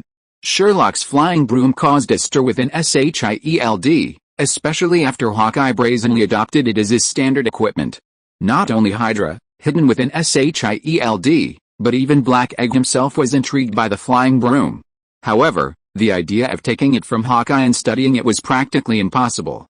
Having been with SHIELD for so long, Hawkeye naturally had his own way of dealing with such situations. Whenever the topic was brought up, Hawkeye was either on a mission or on vacation, giving SHIELD no chance. As the saying goes, those who can't get it, stir the pot. Gradually, the speculation surrounding the flying broom became increasingly outrageous. Theories like the flying broom's principle of space warping began to spread within the science department of S.H.I.E.L.D., and the rumors grew stronger. It might be a bit surprising to hear these scientists were so enthusiastic, but according to their theory, this so-called fundamental principle of space warping actually has a far more impressive name: warp drive. With internal controversy swirling, and Hawkeye still unwilling to hand over his flying broom, Captain finally intervened, borrowing his own broom to Black Egg for research. Note the borrow. After all, Captain explained that his fighting style was simply incompatible with this flying broom. Just imagining Captain charging at his enemies on a flying broom, shield raised, is enough to give one goosebumps. If that image were released to anyone, Captain would likely be completely devastated. Therefore, Captain felt no compunction about borrowing his own broom to his friend Hawkeye to save him. But Captain America clearly underestimated the limits of SHIELD, or Hydra. Meanwhile, the Hydra and SHIELD scientists clearly underestimated the security capabilities of the Magic Broom Company, and the story spiraled out of control. Initially, the scientists merely intended to scan the object, but over a dozen cutting-edge scientific instruments revealed nothing more than a beautifully crafted stick with brass parts and unusually neatly trimmed branches. In short, it was a beautifully crafted, unremarkable broom. Unconvinced, the scientists asked Captain America for instructions and then grabbed a random researcher to sit on the floating broom for another scan. This time, they concluded that a female animal, belonging to the phylum Chordata, order Mammalia, order Primates, family Hominidae, genus Homo, species Homo sapiens, was riding atop a beautifully crafted stick with brass parts and unusually neatly trimmed branches that had, for unknown reasons, appeared to be floating in midair. In short, they had uncovered absolutely nothing. Unable to sit still any longer, the Hydra scientists secretly decided to dismantle the broomstick. However, they clearly underestimated the Flying Broom Company's anti-counterfeiting measures. In the Harry Potter universe, everything is relatively straightforward. The only insurgency is within the Flying Broom Company, constantly striving for the highest and fastest, and naturally, they prioritize the secrecy of their technology. After dismantling the broomstick, even using microscopes, they found nothing but a stick, a pile of branches, and a few brass parts. Forget magic, not even a single mysterious symbol could be found on the broomstick. Desperate, They resorted to reconstructing it to its original state. But therein lay the problem. Despite the scientists' meticulous restoration, even down to a few turns of a small screw, the once perfect broomstick had somehow become a mere ordinary broom, devoid of its magical flight abilities. After all, they had borrowed it from Captain Gwen. Hydra shamelessly shifted the blame onto Black Egg. Faced with this situation, Black Egg was completely furious. His first instinct was to find someone to fix it. He knew there was only one person who could do it, a mysterious wizard. And there were only two people who could contact the wizard: Sherlock, the mischievous kid, and Tony, the Iron Man. Black Egg went to Iron Man without hesitation. But after explaining his purpose, Tony simply curled his lips and regurgitated the same deceptive story Sherlock had used at Black Widow's mother's house. Black Egg was stunned by the deceptions of Dumbledore, Grindelwald, Hermione, her two worthless men, and that village-level terrorist with a green glow everywhere. He even called Sherlock to convince Black Egg. Sherlock was shocked. He was like, "Oh my god. Who's actually coming here to be fooled?" He even brazenly mentioned Voldemort. Sherlock, presumably the type who would kill without burying anyone, would simply forget about it after his deception, but Black Egg couldn't. Black Egg was furious. After all, wizards were incredibly mysterious, and this was a rare opportunity to gain access to information about them. SHIELD went to work at full capacity. In less than a week, over 3,000 Dumbledores, 2,000 Grindelwalds, and 5,000 Hermiones had been found worldwide. However, only about 200 Dumbledores and Grindelwalds combined matched the old man, and only about 1,000 Hermiones matched the little girl. The number of people who matched Dumbledore and Grindelwald in love was 0, and the number of people who matched the little girl with two useless men was also 0. SHIELD, furious, returned to investigating the village-level terrorist with a green glow. Suddenly, terrorists worldwide were in dire straits, with countless terrorists eliminated by the ruthless SHIELD. You'd be surprised if SHIELD actually found a village-level terrorist codenamed Voldemort. Crucially, his name was Tom Marvolo Riddle. That's right, the name of that noseless guy who loves to say hey, a fantastic crossover. Then, under interrogation by both SHIELD and Hydra, this unfortunate fellow experienced practically every torture method known to mankind from ancient times to the present. Crucially, both SHIELD and Hydra kept demanding that he flash a green light, driving him to the point of wanting to die. Of course, the end result was nothing for SHIELD, and the black salted egg shamelessly returned the flying broom, now a normal broom, to Captain America. Captain America, already feeling guilty about the damage to the magic item Sherlock had given him at such great expense, felt even more guilty when he learned that SHIELD had investigated his fellow wizard. Especially knowing that the wizard and Sherlock had a very good relationship. The captain didn't know how to face Sherlock because of the guilt he felt towards his comrades and friends. That's why he acted like there was a dog outside when he received Sherlock's call.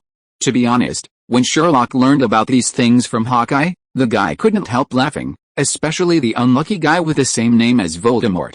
Sherlock could only give this unlucky guy a 6 with one hand. This guy is really not afraid of death. He dared to give himself such an unlucky nickname as Voldemort. The most important thing is that when thinking of the origin of Voldemort's title, Sherlock couldn't help but curl up the corners of his mouth. Good man, are all the village-level terrorists nowadays so childish? End of this chapter. Thank you very much for reaching the end. Don't forget to like. Looking for more exclusive content and immediate access?